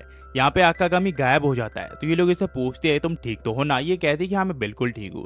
दरअसल आकागामी तासुयुको के नीचे होता है। तभी इसके दोस्त से पूछते हैं क्या तुम पीई क्लास में नहीं आने वाली। ये कहती कि नहीं, मेरी तबीयत थोड़ी खराब लग रही है। तभी इसके दोस्त से कहते हैं कि तुम्हारे जो पाँव है वो थोड़े बड़े लग रहा है। ये कहती ऐसी कोई भी बात नहीं है। जिसके बाद आकागामी इसके थोड़े और अंदर घुस जाता है और साथ ही साथ ये भी, जिस वजह से इन दोनों के काफी सारे ऊपर नीचे हो जाते हैं। ये लोग फिर से पूछते क्या तुम ठीक तो हो ना। ये कहती कि हाँ। वहीं पे हम देखते हैं आकागामी को जो कि इसके शर्ट के अंदर घुस चुका होता है। तासुयुको फिर इन दोनों को कहते कि तुम दोनों को जल्दी करनी चाहिए वरना तुम दोनों की भी पीई क्लास मिस हो जाएगी। ये दोनों फिर कहते कि ये तो बात ठीक है पर लगता है कि तुम थोड़ी मोटी हो चुकी हो। ये कहती ऐसी कोई बात नहीं है, मैंने वेट बिल्कुल भी नहीं गेन किया है, तुम दोनों को यहाँ से चले जाना चाहिए। वहीं पे हम देखते हैं आकागामी को जो कि बलून्स के नीचे होता है और उसे सांस बिल्कुल भी नहीं आ रही होती है। वही इसकी दोस्त इससे पूछती है कि आखिरकार तुम आर्चरी क्लब में क्यों नहीं आ रही हो। ये कहती कि दरअसल मैं बिजी हूँ अपनी फैमिली की मदद करने के लिए, तो मैं इसी वजह से आ नहीं पा रही। ये दोनों फिर इसे बाय बाय कह के यहाँ से चले जाते हैं। कुछ ही देर बाद आकागामी और ये दोनों अलग अलग हो जाते हैं। यहाँ पे तासुयुको सोचती है कि आकागामी ने इसका फायदा उठाया। आकागामी फिर इसे कहता है कि आखिरकार तुम आर्चरी क्लब में क्यों नहीं जा रही हो, तुम काफी इंटरेस्टेड लग रही हो उसमें। ये कहती कि मैं पहले जाया करती थी पर फैमिली की प्रॉब्लम्स की वजह से मैं वहाँ पे अब नहीं जाती। तो आकागामी कहता है कि चिंता मत करो उस चीज की, मैं तुम्हारी इस चीज को रिज्यूम करवा के रहूंगा। पर ये कहती कि नहीं और ये दोनों एक दूसरे के ऊपर गिर जाते हैं। तभी इसकी दोस्त यहाँ पे आ जाती है। हमें फिर पता चलता है कि तासुयुको ने युजुकी की वजह से आर्चरी क्लब ज्वाइन किया था क्योंकि वो उसकी इंस्पिरेशन थी। और कुछ समय के बाद युजुकी ने इस क्लब को छोड़ दिया। इसने उससे पूछा कि आखिरकार उसने इस क्लब को क्यों छोड़ा। युजुकी ने इसे कहा क्योंकि इसे टेंपल को टेक ओवर करके सबका ख्याल रखना पड़ेगा। फिर हमें अगले दिन दिखा जाता है जब हम देखते हैं आकागामी को जिसके सामने युजुकी होती है और उसके हाथों में तीर कमान होता है। वो उसे बताती है ये एक स्टैंडिंग मेडिटेशन टेक्निक है, अगर वो चाहे तो युजुकी उसे सिखा सकती है और वो आकागामी को इस चीज को सिखाने लग जाती है। आकागामी इस चीज को सीखने के बाद काफी अच्छा फील करता है। आकागामी फिर से पूछता है कि तुम तो आर्चरी क्लब में थी, आखिरकार उस क्लब को तुमने क्यों छोड़ा। ये कहती है उसमें मुझे ज्यादा मजा नहीं आ रहा था, इसी वजह से मैंने उस क्लब को छोड़ दिया। वहीं पे आकागामी सोचता है कि तासुयुको को तो कुछ अलग ही लगता है। यहाँ पे फिर ये तासुयुको से बात करने के लिए चले जाता है, पर यहाँ पे कुरागे से बताती है कि उसने अपने आप को रूम में बंद कर लिया है और वो किसी चीज के बारे में सोच रही है। आकागामी कहता है कि चिंता मत करो। वहीं पे हम देखते हैं तासुयुको को जो कि यहाँ पे कपड़े बदल रही होती है और अभी भी ये आर्चरी के बारे में सोच रही होती है। तभी इसकी नजर आकागामी की यहाँ पे जाती है जो कि इसकी बालकनी से लटका होता है। ये इसे पूछती है आखिरकार ये यहाँ पे क्या कर रहा है। ये किस तरह आकागामी को वहां से फिर छुड़ाती है और इसे पूछती है कि आखिरकार तुम यहाँ पे क्या कर रहे हो। आकागामी इससे कहता है कि मैंने घर का सारा काम कर लिया है, सफाई से ले तक, लॉन्ड्री से ले तक, कुकिंग तक सारा काम कर लिया है। तो तासुयुको तुम आर्चरी क्लब को दोबारा से ज्वाइन कर सकती हो। ये कहती कि लगता है तुम थोड़ा कंफ्यूज हो, मैं आर्चरी नहीं करना चाहती। आकागामी कहता है ऐसी बात है तो फिर तुम ब्रेक क्यों ले रही हो, तुम इस क्लब को छोड़ क्यों नहीं देती।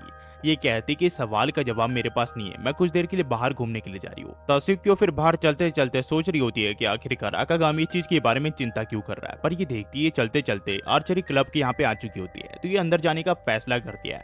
यहाँ पे ये देखती है कि जो सामान है वो पूरी तरह बिखरा होता है। इन सारे सामानों को ठीक करती है, तभी इसकी नजर टारगेट्स पे जाती है, जहाँ पे ये इस चीज की प्रैक्टिस करने लग जाती है कि अगर ये तीर कमान से उनके ऊपर हमला करे तो कितनी सटीक इसका निशाना लगेगा।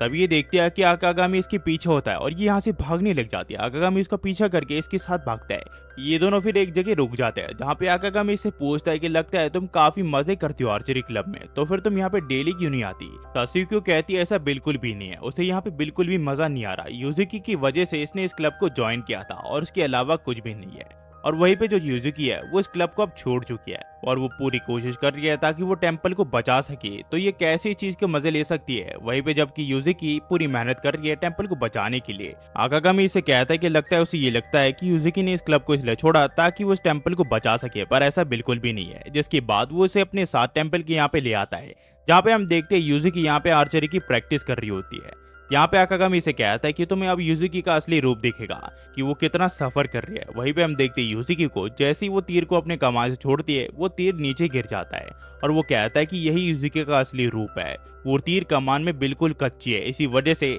उसने आर्चरी क्लब को छोड़ा था। वहीं पे आकागामी देखते हैं कि तात्सुकी रोने लग जाती है। वो कहता है कि तुम्हें ऐसे रोने की कोई जरूरत नहीं है, मुझे पता है तुम कंफ्यूज हो क्योंकि यूजुकी इस चीज में बिल्कुल भी अच्छी नहीं है और वो तुम्हारी इंस्पिरेशन बन रखी थी अब तक, और इसी वजह से आर्चरी क्लब को छोड़ दिया था क्योंकि इसे उसमें कुछ भी नहीं आता। तो यहाँ पे यूजुकी से पूछती है क्या तुम्हें इस चीज के बारे में पता नहीं था तात्सुकी। तात्सुकी कहती है कि इस चीज के बारे में मुझे बिल्कुल भी नहीं पता था। तभी यूजुकी कहती है क्या तुम मुझे आर्चरी सिखा सकती हो, इस चीज के बारे में मुझे ज्यादा कुछ नहीं पता। तो तात्सुकी इसके ऊपर हंसने लग जाती है।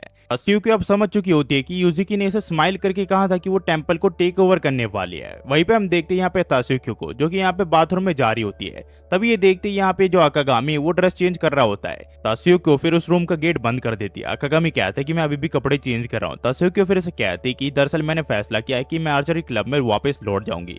आकागामी कहता है ये तो काफी अच्छी बात है। तात्सुकी फिर आकागामी से पूछती है कि आखिरकार आकागामी ने इतना कुछ इसके लिए क्यों किया। आकागामी से कहता है तुम्हारी जैसी सिचुएशन से मैं गुजर चुका हूँ और मुझे पता है कि फैमिली की प्रॉब्लम्स की वजह से आप वो चीज नहीं कर पाते हो जो चीज आप करना चाहते हो। तभी तात्सुकी को इस रूम का गेट खोल देती है। यहाँ पे ये पूछता है कि आखिरकार तुम करना क्या चाहती हो। ये आकागामी को उसकी आंखें बंद करने के लिए कहती है और उसके होठों को पकड़ लेती है और मार्कर से इसके चेहरे पे अजीब सी चीजें बना देती है और कहती है कि तुम सचमुच काफी ज्यादा बेवकूफ हो। वहीं पे हम देखते हैं तात्सुकी को जो कि अब आर्चरी क्लब में आ चुकी होती है। वही आकागामी इसका लंच लेके यहाँ पे आ जाता है जो कि ये भूल चुकी होती है। ये फिर अपने दोस्तों को बताती है कि आकागामी इसके एक फैमिली का हिस्सा है। तो इसके दोस्तों से पूछते हैं क्या वो तुम्हारा हस्बैंड है। ये कहती है कि ऐसा कुछ भी बात नहीं है, जिसके बाद ये आकागामी को यहाँ से जाने के लिए कहती है। वहीं पे आकागामी देखता है कि जो तात्सुकी है वो आर्चरी क्लब को काफी एंजॉय कर रही होती है। एपिसोड की शुरुआत में हम देखते हैं कुरागी को जो कि कह रही होती है कि मेरी लाइफ में काफी कुछ चेंज हो चुका है, जैसे कि अब मैं हाई स्कूल में जाने वाली हूँ और साथ ही साथ मैं काफी बड़ी हो चुकी हूँ। जो हमारे घर पे सबसे बड़ा चेंज आया है वो है आकागामी का हमारे घर पे यहाँ पे आना। वो काफी अच्छा जेंटलमैन है और वो काफी ज्यादा सुंदर है। वो हमेशा मुझे एक बड़ी लड़की की तरह ट्रीट करता है, ना कि एक छोटी लड़की की तरह, जिस वजह से मैं उसे काफी ज्यादा पसंद करती हूँ। उसके आने से हमारी फैमिली भी काफी ज्यादा चेंज हुई है। टीन फिर यूजुकी के यहाँ पे जाता है जहाँ पे वो अपना वजन नाप रही होती है, जिसके बाद वो सभी लड़कियों को यहाँ पे बुलाती है और कहते हैं कि आज एक जरूरी मीटिंग है। मैं आज अपना वजन नाप रही थी स्केल में, पर स्केल दिखा रहा था कि मेरा वजन काफी ज्यादा बढ़ चुका है और मुझे लगता है जो स्केल है वो एक कर्स स्केल है क्योंकि मेरा वजन इतना बड़ा नहीं है। जब से आकागामी आया ये सारी चीजें तब से हो रही है। इन्हें पता होता है कि इनका जो वजन है वो खाने की वजह से बड़ा होता है, पर यूजुकी कहती है कि मेरे हिसाब से तुमने भी इस चीज को एक्सपीरियंस किया होगा।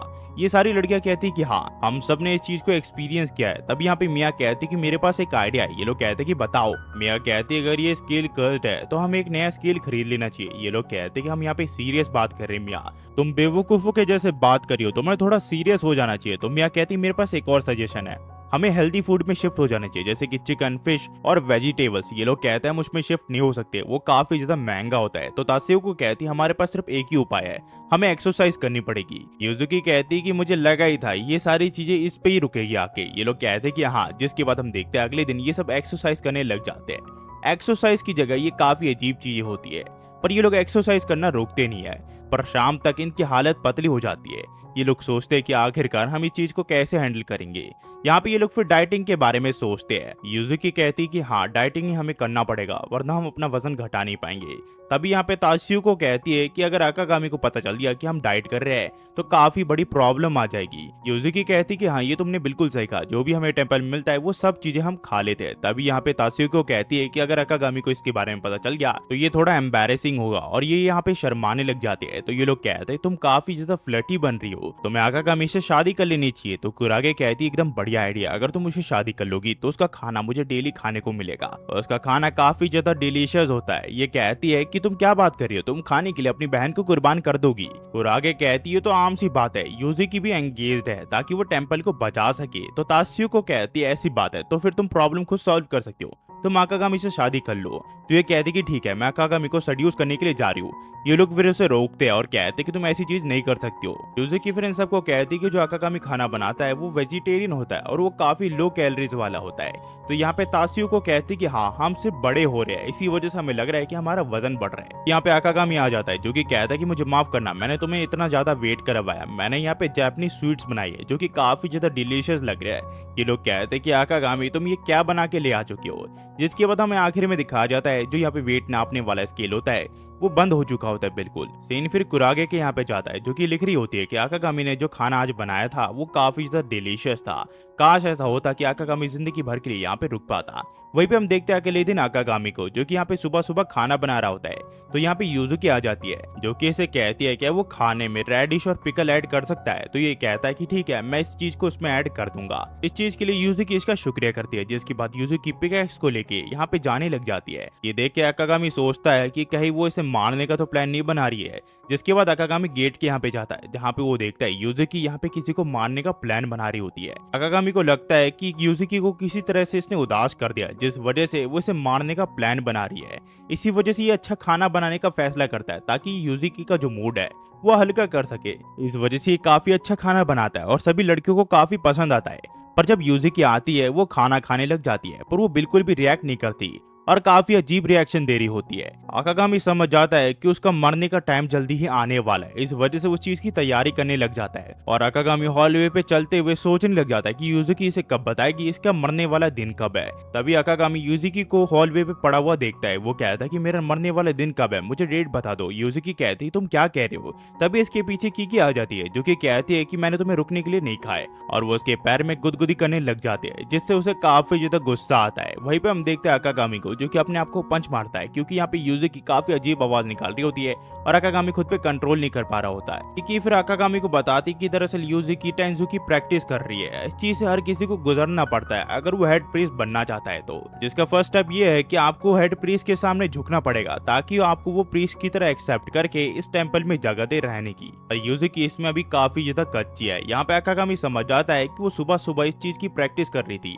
और साथ ही साथ जब वो खाने के टाइम बात नहीं कर रही थी वो भी इसकी ट्रेनिंग का एक हिस्सा था। यूजुकी को काफी ज्यादा ट्रेनिंग की जरूरत है ताकि वो एक अच्छे हेड प्रीस्ट बन सके, वो भी जल्दी। यहाँ पे आकागामी सोचता है कि उसे यूजुकी को सपोर्ट करने के लिए कुछ करना चाहिए। अभी कीकी इसे कहती है क्या तुम भी ट्रेनिंग को ज्वाइन करना चाहते हो। ये कहता है क्या मैं ट्रेनिंग को ज्वाइन कर सकता हूँ। ये कहती है कि हाँ, तुम घर का काफी सारा काम करते हो, तुम इस ट्रेनिंग को ज्वाइन कर सकते हो। तो आकागामी इस ट्रेनिंग को एक्सेप्ट कर लेता है। तभी यहाँ पे मिया आ जाती है जो कि कहती है क्या मैं भी इस चीज की ट्रेनिंग कर सकती हूँ। यहाँ पे आकागामी कहता है ये तो काफी अच्छा रहेगा, हम दोनों मिलकर यूजुकी को इस ट्रेनिंग में काफी ज्यादा सपोर्ट कर सकते हैं। जिसके बाद मिया को भी एक्सेप्ट कर लिया जाता है।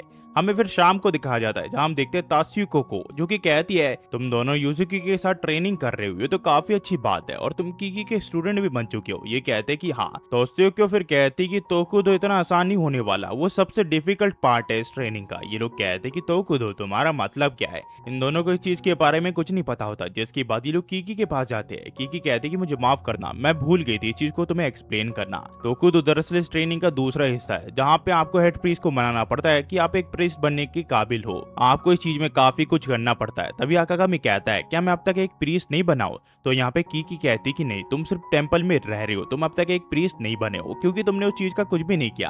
आकागामी कहता है कि मैं इतने दिनों से इन लड़कियों के साथ रह रहा हूँ, इन लड़कियों की इतनी सारी चीजें मैंने देखी है तभी मैं खुद पे कंट्रोल करके रखा हूँ, पर इतना कुछ करने के बावजूद मैं एक प्रीस्ट नहीं बन पाया हूँ और मैं अपने डिजायर पे अब कंट्रोल नहीं कर पा रहा बिल्कुल। तभी यहाँ पे की से कहते हैं कि शांत हो जाओ, तुम्हें ये करने की कोई जरूरत नहीं है, और वो उसे अपने बलून्स का सहारा देती है। कुछ देर में यहाँ पे यूज़ुकी आ जाती है जो कि कहती है कि एंडोर करना भी तुम्हारी ट्रेनिंग का हिस्सा है, हम दोनों मिलके इस चीज को अचीव कर सकते हैं। जिसके बाद ये से बताती कि ये टेंजू को कंप्लीट कर चुकी है। यहाँ पे कीकी फिर इसका टेस्ट लेती है जिसमें ये कामयाब हो जाती है।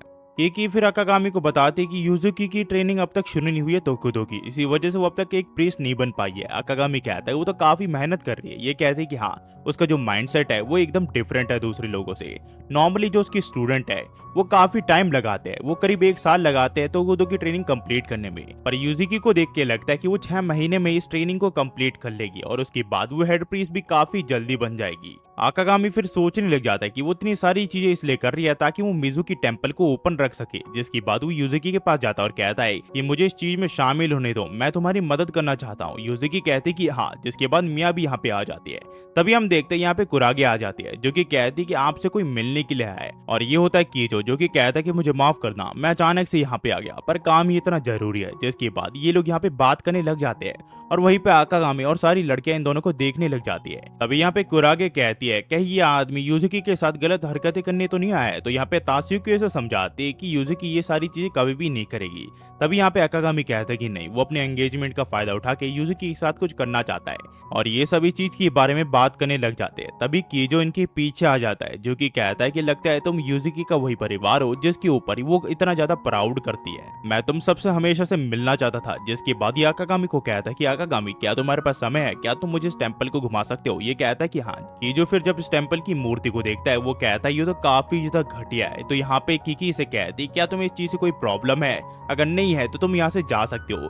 कीकी इसके ऊपर काफी ज्यादा गुस्सा कर रही होती है। आकागामी को कुछ समझ नहीं आता कि आखिरकार इस मीटिंग में उसे क्यों बुलाया गया है। तभी यहाँ पे कीजो कहता है कि मैंने सुना है कि यूजुकी प्रीस्टहुड में एंटर कर चुकी है। ये कहती है कि हाँ, तो तुम्हें उससे क्या, तुम्हें अगर कुछ लेना देना नहीं है तो तुम यहाँ से जा सकते हो, मैं इसे 6 महीने के अंदर एक प्रीस्ट बना दूंगी। कीजो कहता कि नहीं, तुम्हें उसे तोकुदो की ट्रेनिंग दे के 3 महीने के अंदर एक प्रीस्ट बनाना पड़ेगा। कीकी कहती कि तुम्हें पता भी है तोकुदो की ट्रेनिंग कितनी ज्यादा स्ट्रिक्ट होती है।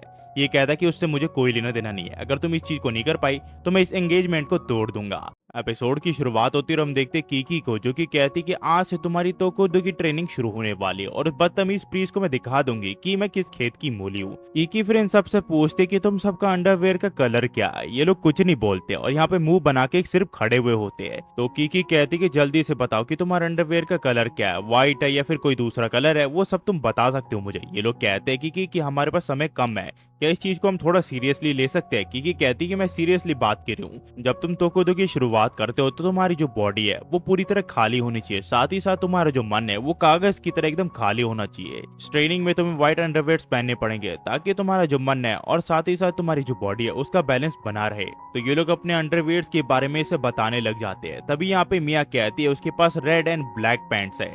यहाँ पे ये देख के ये लोग हैरान हो जाते हैं कि ये रेड एंड ब्लैक पैंट्स ये क्यों पहन रही है। ये लोग कहते हैं कि आज से तुम्हारी ट्रेनिंग शुरू होने वाली है और सबसे पहला रूल होगा कि तुम इन पैंट्स को उतार दोगी, और इन सब के अंडर पैंट्स से छीन लिए जाते हैं। यहाँ पे आकागामी इस चीज को देख के एकदम हैरान हो जाता है और वो कीकी को कहता है कि मैं तुमसे हेट करता हूँ। कीकी कहती कि शुक्रिया करने की कोई जरूरत नहीं है। जिसके बाद मन शांत करने के लिए ये लोग एक जगह बैठ जाते हैं अपनी आंखें बंद करके। अगर यहाँ पे ये लोग हिले तो कीकी इनके ऊपर डंडे से वार करेगी। यहाँ पे आकागामी सोच रहा होता है उसे इसी तरह की ट्रेनिंग चाहिए थी जहाँ पे वो अपने मन को शांत करके बुरे ख्यालों को अपने मन से हटा के अपने आप को एक परफेक्ट इंसान बना सके, और आकागामी अपने मन को शांत करने में कामयाब हो जाता है। तभी हम देखते हैं यूजुकी को यहाँ पे कीकी एक डंडा मारती है क्योंकि वो हिल रही होती है, और डंडा लगने की वजह से यूजुकी काफी अजीब सी आवाज निकालती है। जिसके बाद मिया को भी डंडा पड़ता है और वो भी काफी अजीब आवाज निकालती है, जिस वजह से आकागामी यहाँ पे कॉन्सेंट्रेट बिल्कुल भी नहीं कर पाता और आखिर में वो भी फेल हो जाता है। जिसके बाद हम देखते हैं इनकी राइटिंग टेस्ट होता है जहाँ पे कीकी ने बताती कि एक प्रीस्ट बनने के लिए तुम्हारी राइटिंग एकदम परफेक्ट होनी चाहिए। जब ये आकागामी की राइटिंग देखती है तो ये काफी अच्छा होता है और वो इस चीज के लिए इसकी तारीफ करती है। आकागामी कहता है ये कैलीग्राफी स्कूल में एक पार्ट टाइमर के तौर पे काम कर चुका है, इसी वजह से उसकी कैलीग्राफी राइटिंग काफी अच्छी है। तो कीकी उसे कहती है तुम यूजुकी को थोड़ा टिप क्यों नहीं देते कि वो कैलीग्राफी से कैसे अच्छे राइटिंग में लिख सकती है।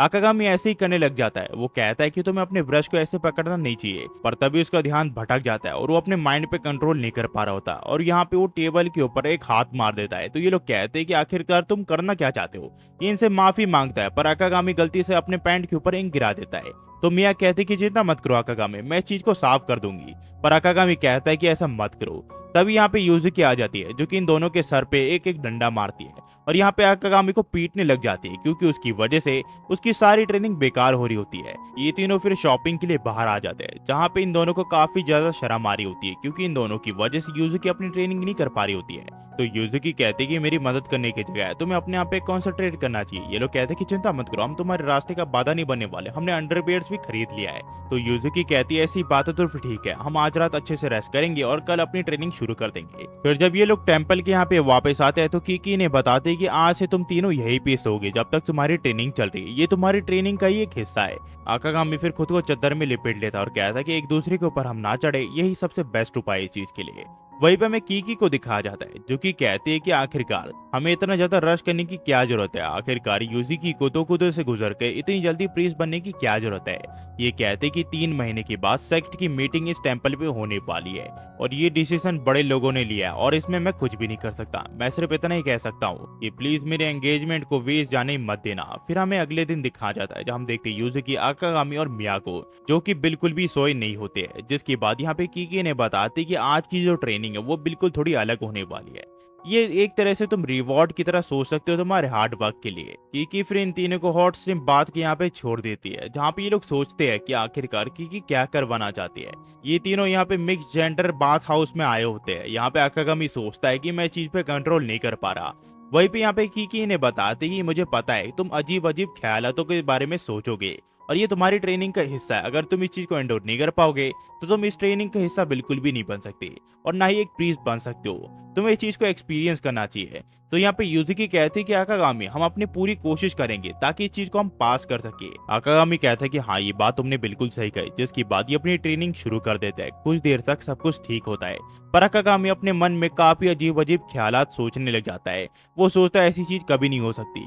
तभी आकागामी गलती से यूजुकी के हाथ में अपना हाथ रख देता है जिसके बाद ये लोग अचानक से अपने हाथ को छुड़वा लेते हैं। कुछ ही देर बाद यहाँ पे आकागामी मिया के बलून्स को छेड़ देता है। आकागामी फिर मिया से माफी मांगता है। वो कहता है मैंने जानबूझ के ही नहीं किया। मिया से माफ कर देती है जिसके बाद मिया कहती है अगर हम ये करना ही था तो हमें इस जगह की लाइट बंद कर देनी चाहिए थी। तभी यहाँ पे आकागामी मिया को कहता है कि हम यूजुकी को और पीछे नहीं खींच सकते, हमें उसे सपोर्ट करना पड़ेगा। जिसके बाद आकागामी कहता है कि कल की ट्रेनिंग के बारे में हम आज बात कर सकते हैं कि उस ट्रेनिंग से हमें क्या क्या फायदा हुआ और अपने बारे में हमने क्या नोटिस किया। तो मिया कहती कि मैंने कल सोते वक्त एक चीज नोटिस की।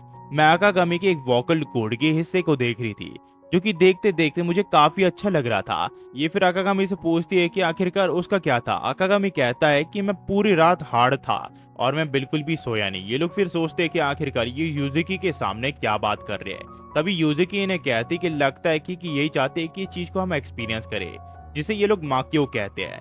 दरअसल माकियो एक ऐसी स्टेट होती है जहाँ पे आप अजीब अजीब ख्यालों को सोच के काफी एक्साइटेड हो जाते हो पर जब आप इस चीजों पे कंट्रोल करके अपने मन को शांत कर पाते हो तभी आप एक सच्चे प्रीस्ट कहलाते हो। तो ये लोग कहते हैं कि इसका मतलब कि यही चाहती है हम चीज को एक्सपीरियंस करें। ये दोनों फिर यूजुकी को कहते हैं कि यूजुकी अब तुम्हारी बारी है, तुम बताओ तुमने क्या बुरे ख्यालों के बारे में सोचा और तुमने अपने बारे में क्या नोटिस किया।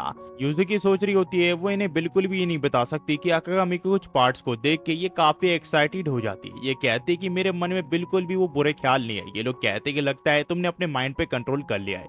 जिसके बाद ये कीकी को वो बताने के लिए चले जाते हैं।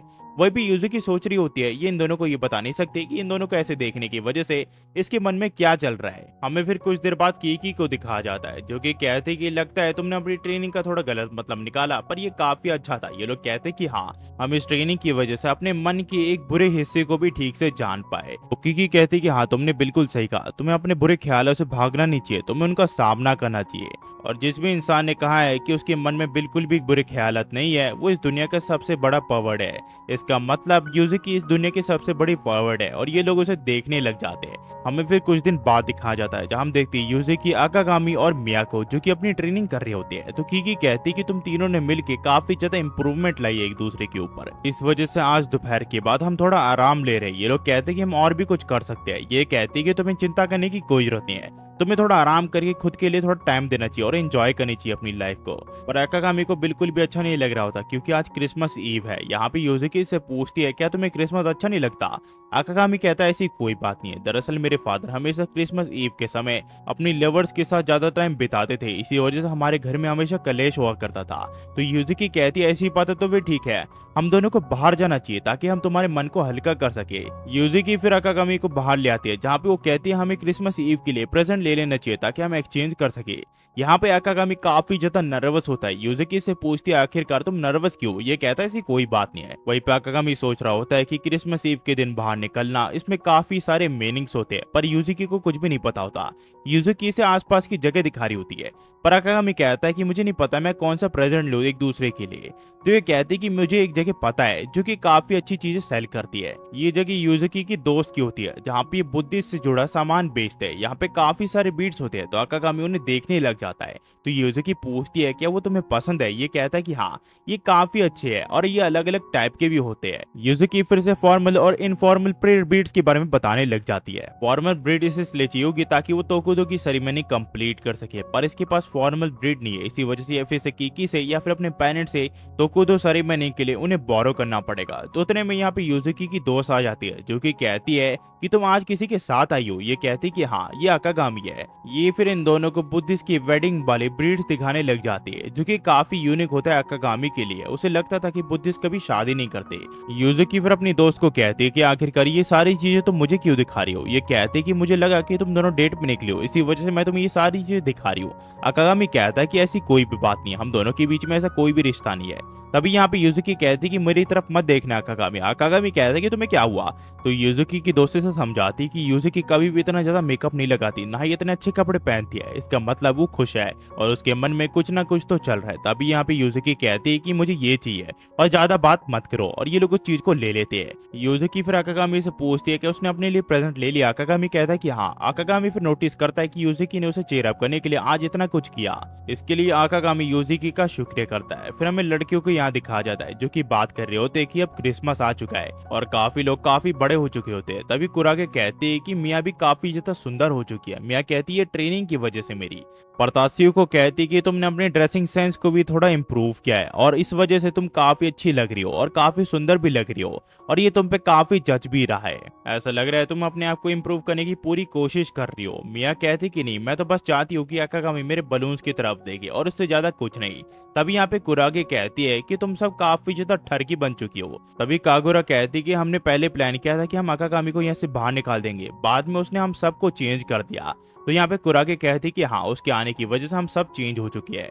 पर कागुरा सोचती है कि लगता है अकागामी काफी ज्यादा इंटरेस्टिंग पर्सन है। एपिसोड की शुरुआत में हमें सारी लड़कियों को दिखाया जाता है जो कि क्रिसमस मना रही होती है। तभी अकागामी सोचता है कि यही सही मौका है इन सबको शुक्रिया करने के लिए, क्योंकि अकागामी ने काफी कुछ बनाया होता है इन लड़कियों के लिए। साथ ही साथ वो यूजुकी के लिए प्रेजेंट भी लाया होता है।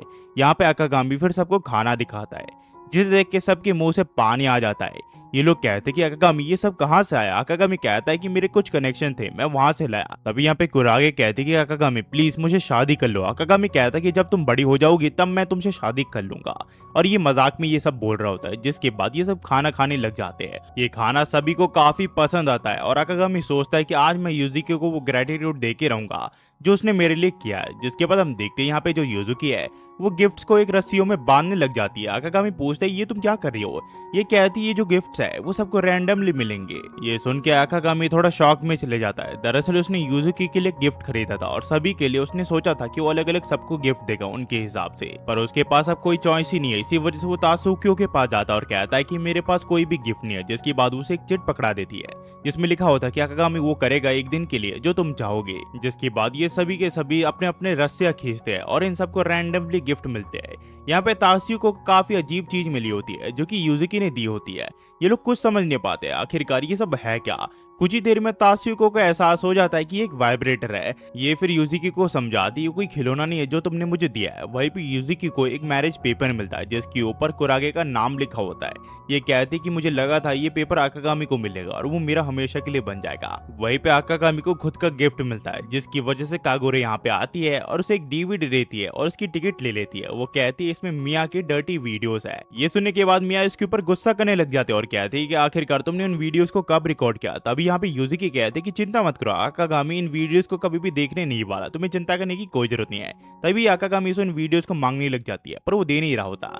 तभी यहाँ पे कागुरा कहती कि मैं तो सिर्फ मजाक कर रही थी, मेरे पास तुम सब के लिए आज रात की हॉट स्प्रिंग की टिकट्स है जो कि मैं खरीद के लाई थी, सभी लोग इसका शुक्रिया करते हैं। पर ये कहती है ऐसी कोई बात नहीं है। जिसके बाद हम देखते हैं यूज़ुकी और आकागामी को जो कि अपने गॉड को प्रे कर रहे होते हैं। यूज़ुकी आकागामी का शुक्रिया करती है इनकी क्रिसमस को स्पेशल बनाने के लिए। आकागामी कहता है ऐसी कोई बात नहीं है, तुम सब हमेशा ऐसे ही क्रिसमस मनाते होंगे। पर यूज़ुकी कहती कि ऐसी कोई बात नहीं है, मेरे डैडी यहाँ से चले गए और मेरी मॉम हमें छोड़ के हेड टेम्पल के यहाँ पे चले गई। तब से लेकर अब तक कोई भी स्माइल नहीं कर रहा था, पर तुम्हारे आने की वजह से सब लोग काफी ज्यादा खुश है। तुम्हारा शुक्रिया हम सबके चेहरों पे मुस्कुराहट लाने के लिए। जिसके बाद आकागामी और यूज़ुकी एक दूसरे को गिफ्ट देते हैं और कहते हैं कि मैरी क्रिसमस, ये तुम्हारे क्रिसमस का प्रेजेंट है। ये दोनों अपने लिए प्रेजेंट देके काफी हैरान होते हैं और ये ब्रीड्स लाए होते हैं जो कि इन्होंने मारी की शॉप पे देखा था।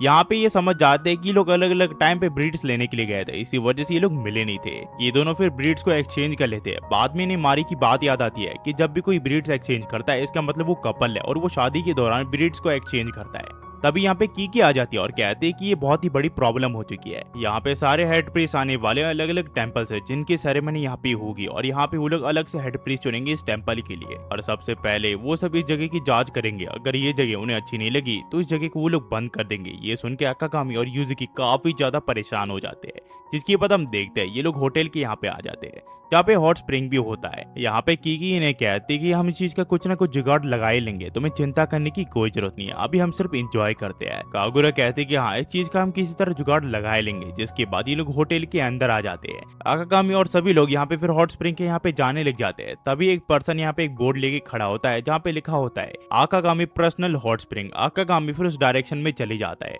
ये पर्सन फिर आकागामी को शरबत पिलाता है और आकागामी उस शरबत को पी भी लेता है। जिसके बाद आकागामी हॉट स्प्रिंग के डायरेक्शन के वहाँ पे जाने लग जाता है। पर आकागामी थोड़े नशे में भी होता है। वहीं भी हम देखते हैं बाकी लड़कियों को जो कि हॉट स्प्रिंग के मजे ले रही होती है और एक दूसरे की बॉडी के बारे में तारीफ कर रही होती है। तो यहाँ पे ये लोग पूछते हैं कि आखिरकार कागुरा कहाँ पे है। तभी तासुयो क्यों पूछती है कि यूज़ुकी कभी तुमने कागुरा से पूछा नहीं कि आखिरकार वो टेम्पल पे क्यों आए। यूज़ुकी कहती कि हमारी पॉलिसी है कि किसी भी पर्सन से हम ये नहीं पूछ सकते वो टेम्पल पे क्यों आए। तभी यहाँ पे मिया कहते कि वो काफी ज्यादा मिस्टीरियस है, मेरे ग्रेड स्कूल में मैं सबसे अलग हो गई थी पर उसके बावजूद कागुरा हमेशा मुझसे जुड़ी हुई रही, वो हमेशा मेरी मदद करती थी। वो काफी ज्यादा मिस्टीरियस पर्सन है पर मुझे एक चीज पे यकीन है कि वो मुझे कभी भी धोखा नहीं देगी क्योंकि हम दोनों बेस्ट फ्रेंड है। वहीं पे हम देखते हैं आकागामी को जो कि यहाँ पे पूरी तरह नंगा होता है और वो सोचता है कि आखिरकार मेरा लक ऐसा क्यों है। दरअसल आकागामी गलती से लड़कियों के बाथ हाउस के एरिया में घुस चुका होता है और उसे कुछ समझ नहीं आता कि आखिरकार ऐसा कैसे हो गया। आकागामी सोचता है कि इससे पहले कोई इसे देखे और पेपिंग टॉम का है ये यहाँ से निकल जाए तो ही बेहतर रहेगा। तभी यहाँ पे उसे कागुरा देख लेती है पर उसके मुंह से कोई भी रिएक्शन नहीं आता। वो सोचता है कि इसने मुझे देख लिया, अब क्या होने वाला है। पर कागुरा इसे इग्नोर करके यहाँ से चली जाती है। आकागामी को लगता है कि कागुरा किसी को ना बता के उसकी मदद कर रही है और उसे निकलने का चांस दे रही है और आकागामी ऐसे ही करने लग जाता है। पर यहाँ पे कागुरा सभी लड़कियों से पूछती है कि अगर आकागामी इन्हें पीपिंग टॉम की तरह देखे तो ये लोग क्या करेंगे। यहाँ पे सभी लड़कियां कहती कि वो सब गुस्सा हो जाएंगी क्योंकि आकागामी ऐसा कैरेक्टर नहीं है, पर अगर फिर भी वो ऐसा करता है तो इसके पीछे कोई ना कोई वजह होगी। सबसे पहले इस चीज की हम उससे वजह पूछेंगे, अगर वो वजह सही निकलती है तो हम उससे कुछ भी नहीं बोलेंगे। वहीं पे हम देखते हैं आकागामी को जो कि सोच रहा होता है कि ये लड़की कितनी अच्छी है। ये फिर सबको बताने का फैसला कर लेता है कि ये गलती से इस बाथ हाउस में घुस गया, इसका ऐसा कोई इरादा नहीं था और ये सब लड़कियों के वहाँ पे बढ़ने लग जाता है। पर तभी यहाँ पे कागुरा एक साबुन को लेती है और आकागामी की तरफ फेंक देती है और वो साबुन जाके आकागामी के टॉवल पे लग जाता है जिस वजह से आकागामी का टॉवल नीचे गिर जाता है। तभी आकागामी कहता है कि मैं आकागामी, मैं गलती से यहाँ पे घुस गया, मुझे माफ कर दो। सभी लड़कियां एकदम हैरान हो जाती है आकागामी को यहाँ पे देख के, साथ ही साथ उसका हथियार भी देख लेती है। ये सब फिर आकागामी को एक जगह बैठा देते हैं और फैसला करने लग जाते हैं कि आखिरकार उसे क्या पनिशमेंट देनी चाहिए। तभी यहाँ पे कीकी कहती है कि तुम्हें उसे माफ कर देना चाहिए, कम से कम उसने ये तो बताया कि वहाँ पे ये था। ये सब फिर आकागामी को माफ कर देते हैं और टेम्पल के वहाँ पे बढ़ने लग जाते हैं। तभी यहाँ पे कागुरा कहती है वो कुछ देर तक यहाँ पे रुकना चाहती है, कुछ देर के बाद ये वापिस आ जाएगी। आकागामी फिर कहता है कि मुझे भी अब चलना चाहिए, पर यहाँ पे कागुरा से कहती है क्या तुम सचमुच ऐसी हालत लेके उन लड़कियों के साथ जाना चाहती हो, मेरे हिसाब से तुम्हें थोड़ा बात लेना चाहिए। कागुरा फिर से बताती कि तुम्हारे अखरोट अभी काफी बड़े हुए हैं, तुम्हें जाके बात लेना चाहिए ताकि वो सूख जाए। आकागामी कहता है कि ठीक है, मैं फिर बात लेके आया। आकागामी फिर बात के यहाँ पे आ जाता है और सोचने लग जाते हैं आखिरकार ये सारी चीजें उसके साथ कैसे हुई। वहीं पे हम देखते हैं कागुरा यहाँ पे आ जाती है। आकागामी उससे पूछता है कि आखिरकार वो यहाँ पे क्या कर रही है, उसे यहाँ पे नहीं होना चाहिए था, ये लड़के का एक प्राइवेट रूम होता है। पर कागुरा कहते कि तुम्हें चिंता करने की कोई जरूरत नहीं है, तुम्हें ठंडे दिमाग से सोचना चाहिए, ये मेरा टास्क है, मैं तुम्हें सेड्यूस करने के लिए यहाँ पे आई हूँ।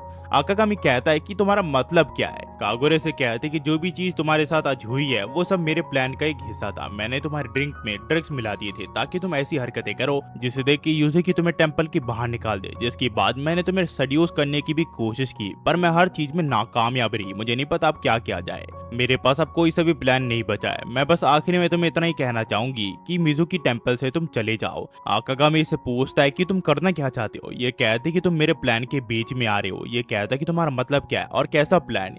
ये कहते कि मुझे एरोटिक क्वीन को बड़ा करना है। आकागामी कहता क्या तुम इस चीज को सीधे शब्दों में कह सकती हो। तो ये कहते कि मिया को करीब 100 लोगों के साथ इंटरकोर्स करना है जापान में रह के। ये सुन के आकागामी बिल्कुल हैरान हो जाता है। ये फिर बताते कि मिया क्रिस्टोफ फैमिली की हायर है और उसे एक सक्सेसर बनना ही पड़ेगा क्रिस्टोफ फैमिली का। पर मुझे कभी नहीं लगा था कि मिया और तुम्हारा बॉन्ड तुम्हारे डिजायर्स को सरपास कर लेगा। आकागामी फिर से पूछता है क्या तुम मिया को बिट्रे कर रही हो। ये कहती कि उसका मतलब क्या होता है। मैंने कभी भी उसे बिट्रे नहीं किया। तभी यहाँ पे मिया आ जाती है जो कि इन दोनों को ऐसी अवस्था में देख लेती है। इससे पहले ये कुछ और नोटिस कर दी। कागुरा इसके पीछे आ जाती है और इसे हिप्नोटाइज करके इसे बेहोश कर देती है और साथ ही साथ इसकी मेमोरी भी इरेज कर देती है। जिसके बाद आकागामी को भी ये बेहोश कर देती है। आकागामी को जब होश आता है तो वो चेयर पे रस्सियों से बंधी हुई होती है। वो इसे बताती है कि मेरी फैमिली का नाम बेल्डविन है। बेल्डविन क्रिस्टोफ फैमिली के लिए काफी सालों से काम कर रही है। वो एक तरह से उनसे जुड़ी हुई है। वो इनके शैडोज की तरह है जो कि उनके पीछे काम करती है जो वो नहीं कर पाते। इस वजह से मैं क्रिस्टोफ फैमिली को कभी भी बिट्रे नहीं कर सकती। बेल्डविन फैमिली में पैदा होना ऐसा होता है कि जैसे तुम क्रिस्टोफ फैमिली के पालतू कुत्ते हो। तभी आकागामी कहता है कि तुम्हें मिया की मदद करनी चाहिए ताकि वो अपनी घटिया फैमिली से लड़ सके। तो ये कहते कि आकागामी सचमुच तुम काफी ज्यादा इंटरेस्टिंग पर्सन हो। मुझे ये बताओ कि आखिरकार तुम मिजुकी टेंपल में काम क्यों कर रहे हो। तुम अपना डेबिट चुकाने के लिए काम कर रहे हो ना। अगर तुमने अपना डेबिट एक बार चुका दिया तो फिर तुम क्या करोगे। क्या तुम इस टेंपल को छोड़ के एक नॉर्मल जॉब चुनोगे या फिर टेंपल के हेड प्रीस्ट बन जाओगे और जो चल रहा है उसे चलने दोगे। आखिरकार तुम पहली बात मिजुकी टेंपल आए क्यों थे ताकि तुम अपने गंदे ख्यालातों पे काबू कर सको जिससे आकागामी की फैमिली काफी सालों से सफर कर रही है। इसका मतलब तुम भी अपने घर से भागे हुए हो। तुम और मिया सिर्फ घर से भाग ही सकते हैं, उसके अलावा कुछ नहीं कर सकते। वही पे यूजुकी अपनी फैमिली का सामना कर रही है और इन सारी चीजों का सामना कर रही है। मेरे पास तुम्हारे लिए एक डील है, मैं इस टेंपल को ठीक करवा दूंगी, साथ ही साथ तुम्हारे जितना भी कर्ज है उस सबको चुका दूंगी, पर उसके बदले में तुम्हें मिजुकी टेंपल को छोड़ के जाना पड़ेगा। ये काफी ज्यादा आसान है, इसके बारे में तुम थोड़ा सोचना ताकि तुम सबकी लाइफ बेटर कर सको। एपिसोड की शुरुआत में हमें मिया, यूजुकी और आकागामी को दिखाया जाता है जो कि प्रे कर रहे होते हैं। जिसके बाद सीन ज्यादा कुछ समय आ गया जहां हम देखते हैं ये मोची बनाने की तैयारी कर रहे होते हैं। मोची एक जापानीज स्वीट है जो कि चावल से बनता है। हम देखते हैं आकागामी और तात्सुयो मोची को बना रहे होते हैं। तभी यहाँ पे कुरागे कहती है कि मोची बनाना काफी गंदा होता है। आकागामी इससे पूछता है आखिरकार इसे ऐसा क्यों लगता है। तो ये बताती है जो हथौड़ा है वो आदमी को दर्शाता है और जो मोटर है वो औरत को दर्शाता है। और जिसके बाद जब ये दोनों एक दूसरे से टकराते हैं तो इसके अंदर से चप चप की आवाज आती है जो कि औरत और आदमी के अंदर से आती है। तो ये लोग कहते हैं कि तुम हमें अनकंफर्टेबल कर रही हो, क्या 2 मिनट के लिए तुम रुक सकती हो। जिसके बाद ये जगह शिफ्ट करने का फैसला करते हैं। तो यहाँ पे कुरागे कहती है ये तो नॉर्मल नहीं है। तासियो को इसे कहती है कि तुम क्या चाहती हो तो फिर हम क्या करें। तब यहाँ पे आकागामी सोचता कि नहीं, मुझे ध्यान देना पड़ेगा ताकि हम अच्छा मोची बना सके और सबको खुश कर सके। पर आकागामी का ध्यान भटक जाता है क्योंकि तासियो को यहाँ पे मोटर पे हथौड़ा मार रही होती है और उसकी मोची उछल रहे होते हैं। आकागामी का ध्यान भटक जाता है, इस वजह से ये दोनों दोबारा से जगह चेंज करते हैं। जिसके बाद आकागामी यहाँ पे हथौड़ा का काम पकड़ लेता है। तभी यहाँ पे कुरागे से कहते हैं कि आकागामी देखो वहाँ पे 3-3 मोची है। आकागामी का ध्यान फिर से भटक जाता है और वो तात्सुयो के बलून्स को देखने लग जाता है। यहाँ तात्सुयो को उसे कहती है कि आखिरकार तुम कर क्या रहे हो। जिसके बाद तात्सुयो को इसे आराम करने के लिए कहती है और कहती है अपने आंखों को भी धो के आ जाना। जिसके बाद आकागामी अपने मुंह और आंखों को धो लेता है और इससे पूछता है कि आखिरकार उसने इतना बकवास जोक क्यों मारा। कुरागे कहती है कि मुझे लगा था कि तुम्हें बलून्स पसंद है। ये कहता है कि नहीं, मुझे बिल्कुल भी नहीं पसंद है। तो ये कहती है क्या तुम्हें यूजुकी के पसंद है या फिर मेरे। यहाँ पे आकागामी हंस देता और कहता है कि मुझे काम के लिए जाना पड़ेगा, मुझे मिया और कागुरा की मदद करनी पड़ेगी ताकि वो अच्छे मोची बना सके। पर जब आकागामी यहाँ पे आता है तो यहाँ पे कोई भी नहीं होता। वो सोचता है कि आखिरकार सभी कहाँ पे है। तब यहाँ पे मिया जाती है जो कि रैबिट की ड्रेस में होती है। आकागामी उसे पूछता है आखिरकार वो इस ड्रेस में क्यों है। मिया इसे बताती कि कागुरा ने इसे कहा है कि सेरेमनी को एंजॉय करने के लिए ये ड्रेस पहनना जरूरी है। तब यहाँ पे कागुरा कहती है इसे तुम बनी योगा भी कह सकते हो, ये काफी लोग करते हैं। यहाँ पे आकागामी कहता है कि इसके बारे में मैंने कभी सुना तो नहीं, पर मिया कहती कि चलो इस चीज को हम ट्राई करते हैं। जिसके बाद हम देखते हैं आकागामी को जो कि मिया को उठा लेता है और हथौड़े से मोची बनाने लग जाता है। यहाँ पे मिया को आकागामी उठा रहा होता है जिस वजह से मिया काफी अजीब आवाजें निकाल रही होती है। साथ ही साथ वो यहाँ पे मोची बना रहे होते हैं। तभी यहाँ पे तात्सुकियो आ जाती है। अकागामी कहता है कि तात्सुकियो तुम सही टाइम पे आई हो, पर वो देखता है यहाँ पे तात्सुकियो बनी की ड्रेस में होती है। वो उसे पूछता है आखिरकार तुम इस ड्रेस में क्यों। ये इसे कहते कि तुमने मुझे ब्लैकमेल किया था ताकि मैं इस ड्रेस को पहनूं, वरना तुम सबको बता दोगे हमारे किस के बारे में। अकागामी कहता है कि ऐसा मैंने बिल्कुल भी नहीं किया। तभी यहाँ पे कुरागे आ जाती है जो कि बनी की ड्रेस में होती है और ये क्यूट लग रही होती है। तभी यहाँ पे यूज़ुकी आ जाती है। अकागामी कहता है कि जैसा तुम देख रही हो वैसा बिल्कुल भी नहीं है। यूज़ुकी कहती है कि मुझे विश्वास नहीं हो रहा, तुमने मिया और तात्सुकियो को बनी की ड्रेस पहनने पे मजबूर किया। ये कहता है ऐसा मैंने बिल्कुल भी नहीं किया, जिसके बाद यूज़ुकी इसे पकड़ लेती है। आकागामी फिर इसे रैबिट योगा के बारे में बताता है जो कि इसे कागुरा ने बताया होता है। ये कहती कि रैबिट योगा, इसके बारे में मैंने कभी भी नहीं सुना, मुझे नहीं लगता कि इस तरह का योगा कभी किसी इंसान ने किया भी होगा। आकागामी समझ जाता है ये कागुरा की चालती था कि वो उस टेंपल से उसे बाहर निकाल सके। फिर हमें कुछ समय बाद दिखाया जाता है जहाँ हम देखते हैं आकागामी सभी के लिए काफी अच्छा खाना बना चुका होता है और ये होता है वेजिटेबल मीशो सूप, जिसे देख के ये सब लड़कियां काफी ज्यादा खुश हो जाती है। जिसके बाद ये सभी लड़कियां मीशो सूप पीना शुरू कर देती है। पर आकागामी देखता है यहाँ पे कीकी नहीं होती है, तो यहाँ पे यूज़ुकी से बताती कि कीकी शायद बाहर वाले रूम में होगी। आकागामी उसके लिए बाहर सूप ले आता है और उसे पूछता है आखिरकार वो बाहर क्या कर रही है, उसे ठंड लग जाएगी। ये कहती है कि ये वेदर उसे काफी अच्छा लगता है, साथ ही साथ यहाँ की सीनरी भी। जिसके बाद ये आकागामी की तारीफ करती है कि उसने काफी अच्छा मीशो सूप बनाया। जिसके बाद ये कहती है कि यूज़ुकी की तो सेरेमनी काफी जल्दी आने वाली है। आकागामी कहता है कि हमारे पास तो इतने पैसे नहीं है कि हम प्रिंसिपल फिगर को ठीक करवा सके। ये कहते हैं कि एक बार इन सारी चीजों से अगर हमने डील कर ली तो यूज़ुकी इस टेंपल की हेड बन जाएगी और इस टेंपल के असली रूप को देख पाएगी और उसके बाद मैं यहाँ से चली जाऊंगी। आकागामी से पूछता है कि टेंपल का असली रूप तुम्हारा मतलब क्या है। ये कहती कि टेंपल को टेक ओवर करना ये फिनिशिंग लाइन नहीं है, अभी भी तुम्हें टेंपल के बारे में काफी कुछ सीखना पड़ेगा। तुम फिर क्या करोगे जब यूज़ुकी तोकुदो से गुजर रही होगी? क्या तुम काम करके इस जगह का कर्जा चुका के यहाँ से चले जाओगे, या तुम भी तोकुदो के अंदर जाओगे और इसकी ट्रेनिंग कंप्लीट करके यहाँ के हेड पीस बन जाओगे? मुझे पक्का यकीन है अगर तुम यहाँ पे रुक गए तो यूज़ुकी को काफी हिम्मत मिलेगी और वो काफी ज्यादा खुश होगी। या फिर तुम मेरे साथ आना पसंद करोगे जहाँ एक दूसरे का हम साथ देके टेंपल चलाएंगे? ये कहता है ये तो काफी इंटरेस्टिंग पैथ लग रहा है। तो कीकी कहती है अगर तुम मेरे साथ आओगे तो तुम्हें मेरे लिए काफी कुछ काम करना पड़ेगा, जो भी मैं कहूंगी वो सब तुम्हें मेरे लिए करना पड़ेगा, मुझे तुम्हें सर्व करना पड़ेगा और आखिर में हम काफी कुछ करेंगे। आकागामी कहता है कि मुझे देर हो रही है, मुझे जाना पड़ेगा। फिर हमें अगले दिन दिखाया जाता है नए साल के दिन, जहाँ पे ये प्रे करने के लिए आ चुके होते हैं। यहाँ पे सभी के सभी काफी खुश होते हैं, पर आकागामी कहता है कि हमें कोई देख ना ले और ये इन सबको मास्क और चश्मे पहना देता है। ये लोग आकागामी से पूछते हैं कि आखिरकार वो कर क्या रहा है। आकागामी कहता है कि हम श्राइन के यहाँ पे आए जबकि हम टेंपल की पुजारी है। ये कहती कि उसकी चिंता तुम मत करो, पहले श्राइन और टेंपल वाले लोगों के बीच में बिल्कुल भी नहीं बनती थी, पर अब दोनों के बीच में काफी अच्छी दोस्ती हो चुकी है। शैंतो और बुद्धिज्म एक दूसरे से बिल्कुल भी हेट नहीं करते। अब तासुकियो फिर आकागामी से पूछते कि वो कैसे लग रही है। आकागामी कहता है कि तुम काफी क्यूट लग रही हो और वो इसे बार बार यही चीज कह रहा होता है, इस वजह से वो यहाँ से भाग जाती है। आकागामी से फिर कुरागे मिलती है जिसे आकागामी कहता है कि तुम आज काफी ज्यादा क्यूट लग रही हो। ये कहते कि तुम्हें बढ़ती हुई लड़की को ब्यूटीफुल कहना चाहिए, ना कि क्यूट। जिसके बाद आकागामी से यहाँ पे मिया मिलती है जो कि उससे पूछती है कि आखिरकार फॉर्चून बॉक्स से फॉर्चून स्टिक कैसे निकाला जाए। आकागामी उसे सही तरीका बताता है, जिसके बाद ये से कहता है कि तुम आज काफी ज्यादा ब्यूटीफुल लग रही हो। मिया इसे बताती है कि जो तुम्हारे मन में होता है वो सामने वाली लड़कियों को तुम्हें बता देना चाहिए अगर तुम उसे पसंद करते हो तो। तभी यहाँ पे आकागामी से यूज़ुकी मिलती है। आकागामी इसे शुरू में ब्यूटीफुल कहता है और कहता है तुम काफी ज्यादा सुंदर लग रही हो। ये शर्मा जाती है, जिसके बाद ये से कहता है क्या मैं तुम्हारे साथ अपने प्यार को और ज्यादा बढ़ा सकता हूँ। यहाँ पे ये कहती कि जितना भी तुमने मूड बनाया था सब खराब कर दिया। यूज़ुकी फिर से बताती ये पहली बार है कि श्राइन के यहाँ पे आए, वो भी नए साल वाले दिन, वरना ये पहले कभी भी नहीं आते थे। पर अब मुझे लगता है कि अब हम सब हर साल मिलकर इस श्राइन को विजिट क्या करेंगे। आकागामी कहता है कि मुझे लगता तो है। वही आकागामी सोचता है कि अगर वो यहाँ से चला गया तो इनके पैसों की दिक्कत सॉल्व हो जाएंगी। तब यहाँ पे यूज़ुकी कहती है कि यूज़ुकी टेंपल वो जगह है जहाँ से हम सब बिलोंग करते हैं और किसी भी हाल में मैं उस जगह को प्रोटेक्ट करके रहूंगी। मैच मेकिंग में वहाँ पे मैं इसलिए पहुंच पाई क्योंकि मैंने वहाँ पे गिव अप नहीं किया था। आकागामी को फिर याद आता है कि उसने तो यूज़ुकी से वादा किया था कि जब भी वो किसी दिक्कत में होगी वो उसकी मदद करेगा। वही हमें कागोरा को दिखा जाता है जो कि कहती है कि उसे मिया को इरोटिक क्वीन बनाने के लिए रखा गया था, ये उसकी ड्यूटी थी और इसकी कोशिश वो बचपन से करते हुए आ रही है। वो हमेशा मिया को इरोटिक क्वीन बनाने की कोशिश किया करती थी, पर मिया एक जिद्दी बच्ची थी, वो हमेशा हर ताल पे बैठ जाया करती थी और वो कभी भी एरोटिक क्वीन नहीं बनना चाहती थी। मिया एक स्ट्रेंज लड़की थी जो कि अपने फैमिली की फिलॉसफी पे नहीं चलना चाहती थी। इसी वजह से कागुरा ने फैमिली के हेड को सजेशन दिया कि वो मिया को जापान भेज दे, जहाँ पे वो नई कोशिश करेगी। यहाँ पे उसने सारी तरीके आजमा लिए कि वो मिया को एरोटिक क्वीन बना सके, पर फैमिली के हेड ने कहा कि वो जापान तो मिया को भेज देगी, पर जापान पहुंचने के बाद मिया को करीब 100 आदमियों के साथ इंटरकोर्स करना पड़ेगा और कागुरा को उसकी फोटो इसे भेजनी पड़ेगी, वरना वो मिया और कागुरा को वापस बुला लेगी। कागुरा इस चीज के लिए हाँ कर देती है, जिसके बाद वो मिया के साथ भेस बदल बदल के काफी सारी फोटोज खिंचवाती है और मिया की मदर को भेजते रहती है ताकि उसकी मदर को शक ना हो। सब कुछ ठीक था, पर एक दिन आकागामी इनके टेंपल में आए और सब कुछ बदलने लगा।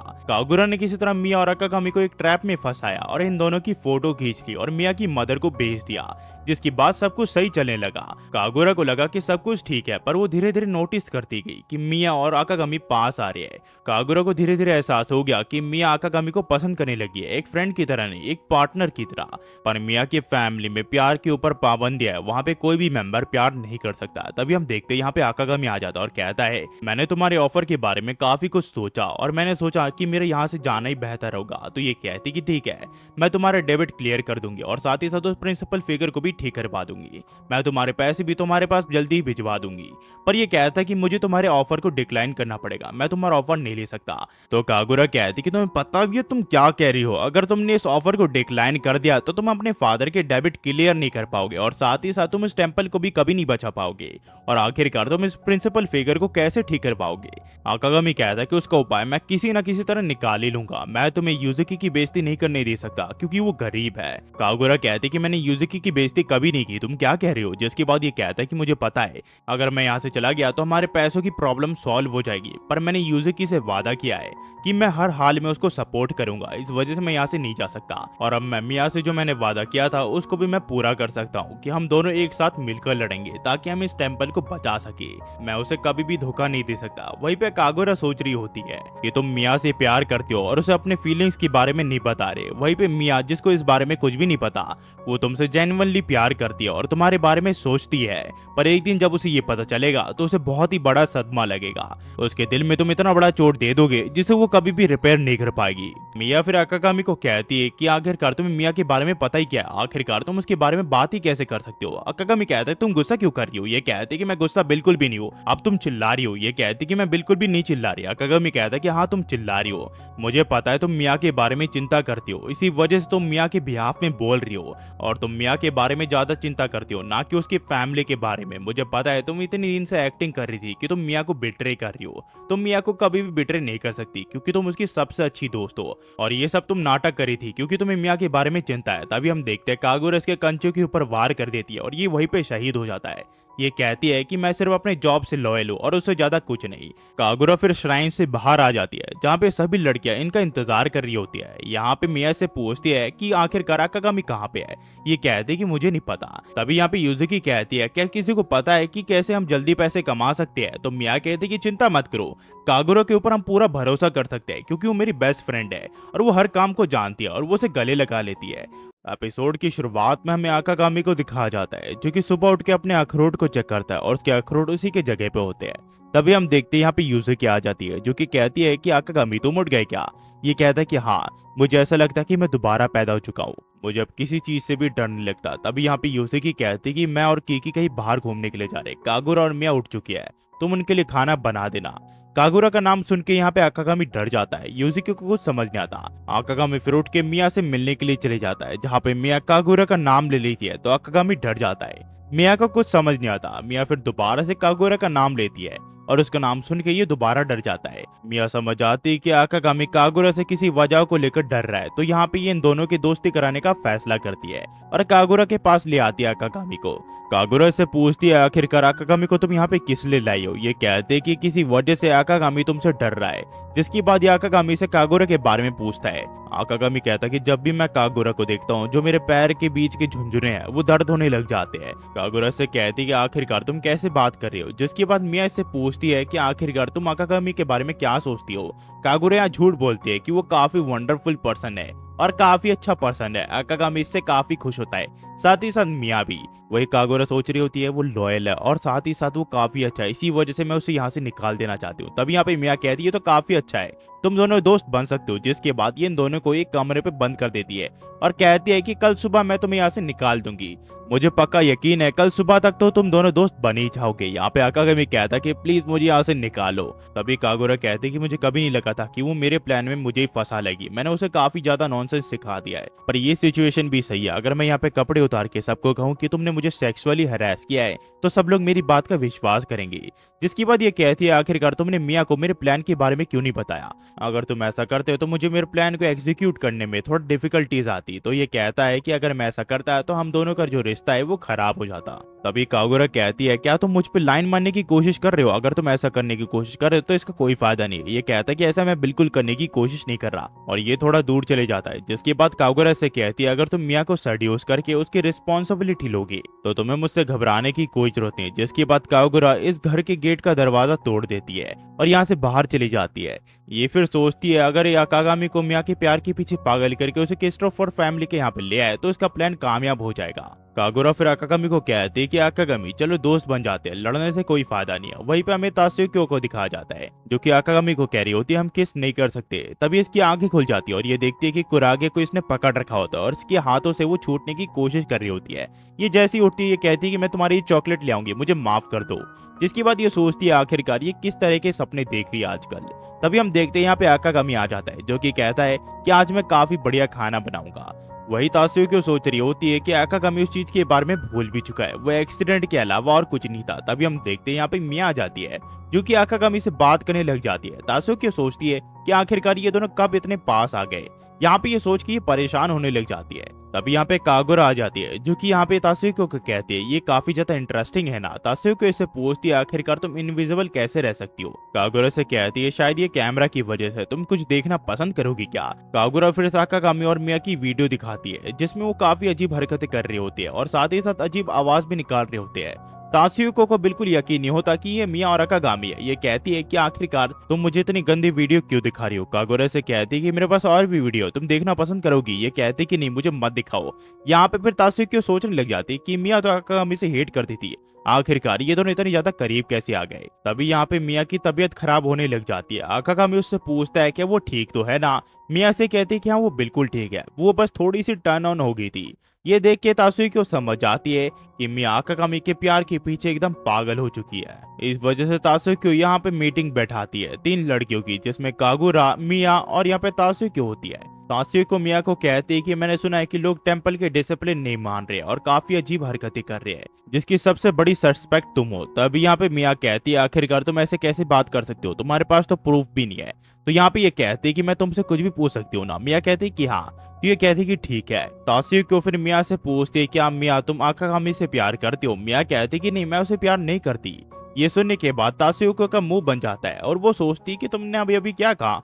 मिया कहती है कि मैं उसे प्यार नहीं करती, ये तुमने सही सुना, पर आखिरकार तुम मुझसे ये सवाल क्यों पूछ रही हो। तो तात्सुकी को इसे कहती है कि तुम दोनों काफी ज्यादा क्लोज आ चुकी हो रिसेंटली, इसके पीछे कोई तो वजह होगी ना। तो मिया कहती है कि तुम्हारा मतलब इससे है क्या, हम दोनों ट्रेनिंग पार्टनर्स है, इस वजह से हम दोनों को घुल मिल के काम करना पड़ता है ताकि हम अच्छे रिजल्ट ला पाए। शुरू में हम दोनों के बीच में काफी गलत फहमियां थी पर वो अब दूर हो चुकी है। तभी यहाँ पे तात्सुकी को सोचती है कि लगता है वो सिर्फ इमेजिन करी थी, इन दोनों के बीच में ऐसा कुछ नहीं है। तभी यहाँ पे मिया कहती है कि तुम्हें लगता नहीं कि आकागामी इस दुनिया का सबसे ज्यादा हैंडसम मैन है। आकागामी मेरे लिए एक आइडल पार्टनर की तरह है जिसके साथ मैं अपनी पूरी जिंदगी बिताना चाहूंगी। वैसे तो जापान में अपने डिजायर्स को कम करने के लिए आई थी पर जब भी मैं आकागामी को देखती हूँ मेरे डिजायर्स और ज्यादा बढ़ जाते हैं। लगता है कि हमारे डेस्टिनी में था कि हम दोनों मिलेंगे।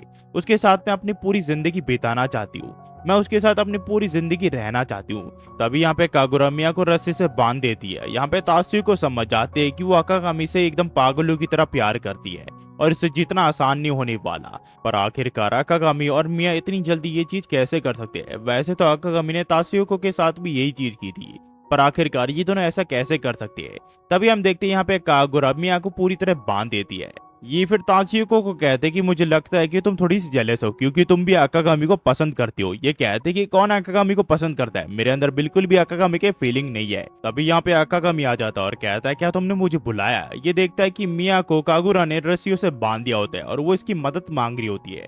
आकागामी को कुछ समझ नहीं आता कि आखिरकार यहाँ पे क्या हो रहा है। वो तात्सुको से पूछता है पर तात्सुको उसे कुछ भी नहीं बताती। तभी यहाँ पे कागुरा कहती कि वो इतनी शर्मीली है, वो तुम्हें कुछ नहीं बताना चाहती। ये फिर आकागामी को खुद को ज्वाइन करने के लिए कहती है पर आकागामी इस चीज के लिए मना कर देता है, जिसके बाद तात्सुको फैसला करती है वो उस डीवीडी के बारे में से खुद पूछ लेगी और ये कागुरा को उस डीवीडी को दिखाने के लिए कहती है आकागामी को एविडेंस के तौर पर।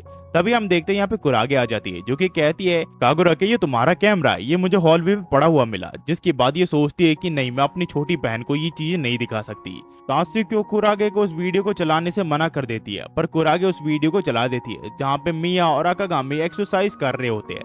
तात्सुको सोचती है कि आखिरकार मैंने अपनी प्योर बहन को इतनी गंदी वीडियो कैसे दिखा दी। ये सब के सब ये फिर वीडियो को देखने लग जाते हैं जहाँ पे ये दोनों एक्सरसाइज कर रहे होते हैं जिसे कागुरा ने रिकॉर्ड किया होता है। तात्सुको से पूछती है आखिरकार ये किस तरह की वीडियो। कुरागे से समझाती है एक्सरसाइज की वीडियो। ये कहते कि मैं तो बिल्कुल पागल हो गई थी, मुझे लगा ये उस तरह की वीडियो है। तो कुरागे इससे पूछते कि किस तरह की वीडियो। ये कहती इस बारे में किसी को बताना मत, मैं तुम्हें चॉकलेट दूंगी। फिर हमें अगले दिन दिखाया जाता है जहां हम देखते हैं आकागामी को जो कि सोच रहा होता है कि हमारे पास बिल्कुल पैसे नहीं है, हमने नए साल के दिन काफी ज्यादा पैसे खर्च कर दिए और साथ ही साथ हमने पैशर से बिल्कुल भी कुछ इकट्ठा नहीं किया, जिस वजह से हमारे पास बिल्कुल भी पैसे नहीं बचे हैं। अगर ऐसे ही चलता रहा तो हम टेंपल के प्रिंसिपल के फिगर को कभी भी ठीक नहीं करवा पाएंगे। कागामी फिर चावल पकाने के लिए चावल के बॉक्स से चावल लेने लग जाता है पर वो देखता है कि इस चावल के बॉक्स में एक भी चावल नहीं होता, जिसे देख के आकागामी जोर से चिल्ला देता है। तभी इसकी आवाज सुन के यहाँ पे मिया आ जाती है जो कि कहती है कि आकागामी, मैंने यहाँ पे एक लड़की की आवाज सुनी जो कि चिल्ला रही थी। ये कहता कि हमारे पास चावल बिल्कुल भी नहीं है। तो ये कहते कि तो फिर हम चावल को खरीद सकते हैं, पर आकागामी इसे बताता है कि हमारे पास बिल्कुल भी पैसे नहीं है चावल खरीदने के लिए। तो मिया कहती कि जापान के सिस्टम के हिसाब से हम एनुअल ट्रिब्यूट ले सकते हैं टेंपल के लिए, पर आकागामी इसे बताता है कि एनुअल ट्रिब्यूट मॉडर्न डे के जापान में नहीं होता। तभी हम देखते हैं यहाँ पे यूज़ुकी आ जाती है जो कि कहती है कि मैंने एक औरत की चिल्लाने की यहाँ पे आवाज सुनी। यहाँ पे आकागामी इसे बताता है कि हमारे चावल खत्म हो चुके हैं। ये कहती है ऐसी बात है तो फिर ठीक है, हमें दूसरों के घर ट्रिब्यूट कलेक्ट करने के लिए जाना पड़ेगा। यहाँ पे यूज़ुकी फिर से बताते हैं कि मिज़ुकी टेंपल छोटे मोटे लैंड ओन करती है जो कि वो आसपास के लोगों को यूज करने के लिए देती है। उसके बदले में वो एनुअली उन्हें ट्रिब्यूट देते हैं जो कि चावल के रूप में होता है और पैरिशनर से मिलना इनके ट्रेनिंग का एक हिस्सा है जो कि आत्मज्ञान प्राप्त करने की चौथी चाबी है। इस दुनिया में हर चीज जुड़ी हुई है और हर चीज का एक दूसरे से कुछ न कुछ कनेक्शन है और हर चीज का कुछ न कुछ मीनिंग है। ये तीनों फिर एक पैरिशनर के घर के यहाँ पे आ जाते हैं पर वो इन्हें चावल देने से मना कर देता है। तो इससे यूज़ुकी को काफी गुस्सा आ जाता है तो उसके वो घर का रिंग बेल बजाने लग जाती है, जिसके बाद ये एक लड़के के यहाँ पे आते हैं जो कि इसका मजाक उड़ा के इन्हें यहाँ से भेज देता है। जिसके बाद एक लेडी के यहाँ पे आते हैं जो कि कहते हैं अगर तुम मेरा घर साफ करोगे तभी मैं तुम्हें दान दक्षिणा दूंगी। जिसके बाद ये लोग उसका घर भी साफ कर देते हैं, पर इतना कुछ करने के बावजूद इन्हें कोई भी चावल नहीं देता और ये लोग काफी ज्यादा उदास हो जाते हैं। यहाँ पे यूज़ुकी से कहते कि हार मत मानो, एक और जगह है जहाँ पे आज हमें विजिट करना है, वहाँ पे हमें जरूर से चावल मिल जाएंगे। और जिस घर में ये लोग जाते हैं वो यूज़ुकी को जानती है और वो काफी अच्छी होती है, उसके पाँव टूटे होते हैं पर वो कहती है कि जो तुम्हारे चावल है वो बैकयार्ड में रखे हुए हैं। जो सुनने के बाद आकागामी और मिया काफी ज्यादा इमोशनल हो जाते हैं। जिसके बाद इस लेडी के घर के यहाँ पे आ जाते हैं जहाँ पे आकागामी देखता है कि इस लेडी के 2 बच्चे भी होते हैं। इसके 2 बच्चे यहाँ पे आ जाते हैं जो कि यूज़ुकी को जानते हैं। वो कहते हैं क्या तुम मेरे साथ खेलना चाहोगे। ये बच्चे हाँ कर देते हैं। जिसके बाद ये बच्चे कहते हैं कि यूज़ुकी क्या तुम अपने बलून्स हमें दिखा सकती हो। यूज़ुकी इस चीज के लिए मना कर देती है पर ये बच्चे इस चीज की जिद पकड़ लेते हैं। यूज़ुकी को कुछ समझ नहीं आता कि वो क्या करे। आकागामी कहता है कि आखिरकार तुम्हारे बलून्स आखिरकार कौन देखना नहीं चाहता। आकागामी को फिर एहसास होता है कि उसका जो ब्रेन है वो एक छोटे बच्चे जैसा है। तभी यहाँ पे मिया इन दोनों बच्चों को कहती कि तुम दोनों से मुझे ये उम्मीद बिल्कुल भी नहीं थी, तुम दोनों ने मुझे काफी निराश किया है। अगर तुम अपने डिजायर्स पे कंट्रोल नहीं कर पाओगे तो तुम बड़े नहीं बन पाओगे। तो ये बच्चे कहते हैं क्या तुम अपने एक नॉर्मल से बलून्स दिखा सकते हो, वो भी काफी अच्छे होंगे। और ये मिया को पकड़ने लग जाते हैं। ये लेडी फिर आकागामी से इस चीज के लिए माफी मांगती है। आकागामी कहता है कि दूसरे पैरिशनर के घर से तो ये घर काफी ज्यादा अच्छा है, अगर मैं सच कहूँ तो उन लोगों की शक्ल में दोबारा से देखना पसंद नहीं करूंगा। जिसके बाद ये लेडी कहती है कि दरअसल वो लोग शुरू से ऐसे नहीं थे। दरअसल जब यूज़ुकी की मदर तसुकिना यहाँ पे ट्रिब्यूट लेने के लिए जाती थी तो हर कोई उसे ट्रिब्यूट दे देता था और एक दिन भी वो मिस नहीं करती थी एक भी ट्रिब्यूट को, क्योंकि वो हर किसी को मारा करती थी। वो काफी ज्यादा गुस्सैल थी पर फिर भी उसकी होने की वजह से सब लोग सिक्योर फील करते थे। पर जब से वो यहाँ से चले गई है सब लोग काफी ज्यादा घबराए हुए हैं। उन्हें समझ नहीं आ रहा कि आखिरकार वो यहाँ से क्यों चले गई। और साथ ही साथ सब लोग ये सोच रहे हैं कि आखिरकार अब मिजुकी टेम्पल का क्या होने वाला है। तो अकागामी पूछता है कि आखिरकार वो इस टेम्पल को क्यों छोड़ के गई, तो ये कहती है कि मुझे बिल्कुल नहीं पता।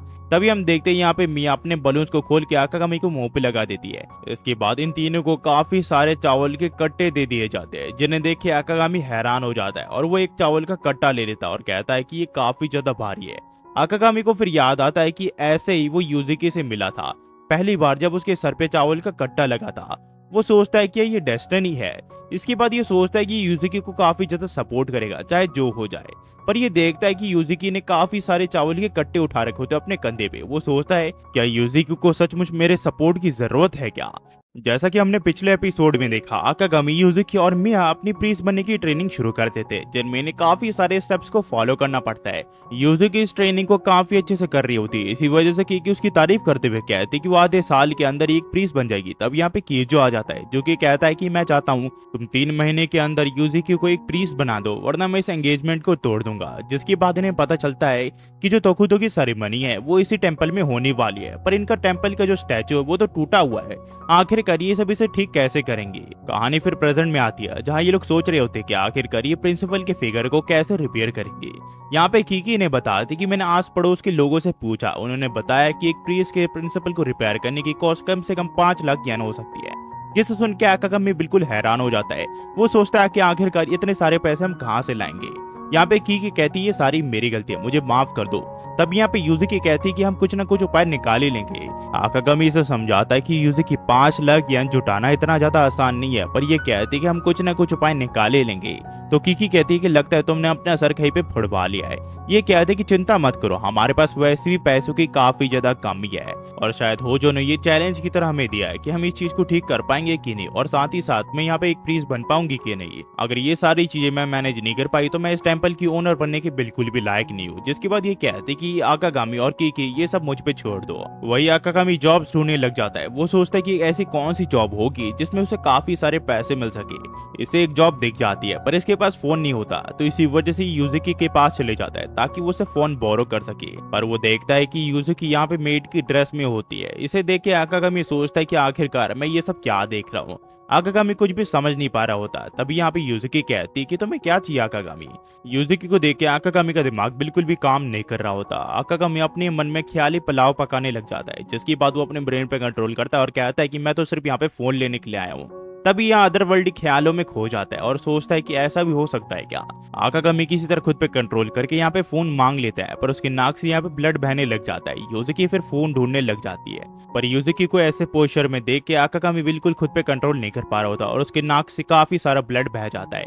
यूजिकी फिर अकागामी को फोन दे देती है और उसे पूछती है कि आखिरकार उसे फोन किस लिए चाहिए। ये इसे बताता है कि दरअसल मुझे ये काम के लिए चाहिए, मैं पार्ट टाइम जॉब ढूंढ रहा हूँ। यूजिकी फिर इसे पूछती है कि आखिरकार अकागामी तुम्हें किस तरह के कपड़े पसंद है। अकागामी सोचता है क्या वो सचमुच चाहती है कि मैं उसकी मेड के यूनिफॉर्म में कमेंट करूं। ये फिर सीधे बोल देता है कि उसे मॉन्क की ड्रेस काफी ज्यादा पसंद है। तो यूजिकी कहती है अगर तुम्हें मॉन्क की ड्रेस पसंद है तो तुम्हें अपनी ट्रेनिंग पे ध्यान देना चाहिए, ना कि तुम्हें काम करना चाहिए। अकागामी कहता है वो प्रिंसिपल के फिगर को ठीक करवाने में कंट्रीब्यूट करना चाहता है, इस वजह से वो पार्ट टाइम जॉब करने वाला है। यूजिकी कहती है कि उस चीज के बारे में तुम्हें चिंता करने की कोई जरूरत नहीं, मैंने पार्ट टाइम जॉब ढूंढ निकाली। अकागामी कहता है कि तुम एक हाई स्कूल स्टूडेंट हो, 5 लाख जमा करना तुम्हारे लिए इतना आसान नहीं होने वाला। ये कहते कि मेरे पास एक प्लान है, मैं 5-6 जगह एक साथ काम करने वाली हूँ। अकागामी कहता है कि कम से कम हमें अपनी मदद तो करने दो। ये कहते कि नहीं, इस चीज की शुरुआत मैंने की थी और मैं दूसरे को अपने प्रॉब्लम्स में नहीं घसीट सकती, और वैसे भी मेरी मॉम भी अकेली ही काम किया करती थी, मैं भी अकेले ही करना चाहती हूँ। तो अकागामी इस चीज के बारे में तुम्हें चिंता करने की कोई जरूरत नहीं है, तुम्हें अपनी ट्रेनिंग पे फोकस करना चाहिए और मैं किसी न किसी तरह 5 लाख का जुगाड़ कर ही लूंगी। अकागामी इससे पूछता है ये 5 लाख जुटाने के लिए क्या करने वाली है। तो ये कहती कि डबल शिफ्ट करेगी ताकि ये 5 लाख रुपए कमा सके। अकागामी इसे कहता है कि ये इम्पॉसिबल है, ये पॉसिबल ही नहीं है, मेरे पास काफी एक्सपीरियंस है काम का, तो मैं काम अच्छे से करूंगा। वहीं पे तुम्हें एक्सपीरियंस बिल्कुल भी नहीं है, तुम कहीं पे भी थक के सो सकती हो। यूजिकी से कहते कि तुमने अब तक मेरे काम करने के तरीके को देखा ही क्या, आखिरकार तुम इस पे कमेंट कैसे पास कर सकते हो। ये कहता है कि मुझे तुमसे ज्यादा एक्सपीरियंस है। अकागामी फिर यूजिकी को उसकी ड्रेस को देखने के लिए कहता है मिरर में। जब यूजिकी देखती है तो वो देखती है कि उसके जो बलून है वो बाहर आ रहे हैं। अकागामी कहता है कि देखा मैंने क्या कहा था कि तुम अभी जॉब लेने में काफी ज्यादा कच्ची हो। ये कहता कहती है कि इसके पीछे एक रीजन है। यूजुकी फिर अकागामी को बताती है कि ये मेड की ड्रेस इसकी दोस्त की है जहाँ पे वो काम करती है। और जब अकागामी आया, जब यूजुकी इस ड्रेस को पहन के सो गई थी क्योंकि वो काफी ज्यादा थक चुकी थी, तो अकागामी कहता है कि देखा तुम ऑलरेडी काफी ज्यादा टायर्ड हो चुकी हो। यूजुकी कहती है अगर मैं अपना मन लगा लूं तो मैं इस काम को कर सकती हूँ। अकागामी कहता है कि तुम नहीं कर सकती। तो यूजुकी कहते हैं कि ठीक है, ऐसी बात है तो हम बेट लगा लेते हैं। अगर तुम मुझे सुलाने में कामयाब हो गए तो तुम मेरी मदद कर सकते हो, अगर तुम नहीं हुए तो तुम नहीं काम करोगे। और तुम कुछ भी कर सकते हो, मसाज से लेकर हेड मसाज सारी चीजें कर सकते हो। तो अकागामी इस चीज के लिए हाँ कर देता है। अकागामी फिर यूजुकी की मसाज करना शुरू कर देता है जहाँ पे उसे काफी अच्छा लग रहा होता है। वहीं पे अकागामी सोच रहा होता है कि आखिरकार मैं यूजुकी की ये बॉडी कैसे छू रहा हूँ। इसके मन में अजीब ख्याल आने शुरू हो जाते हैं, जिसके बाद अकागामी खुद पे कंट्रोल नहीं कर पाता और यहाँ पे मसाज देने लग जाता है।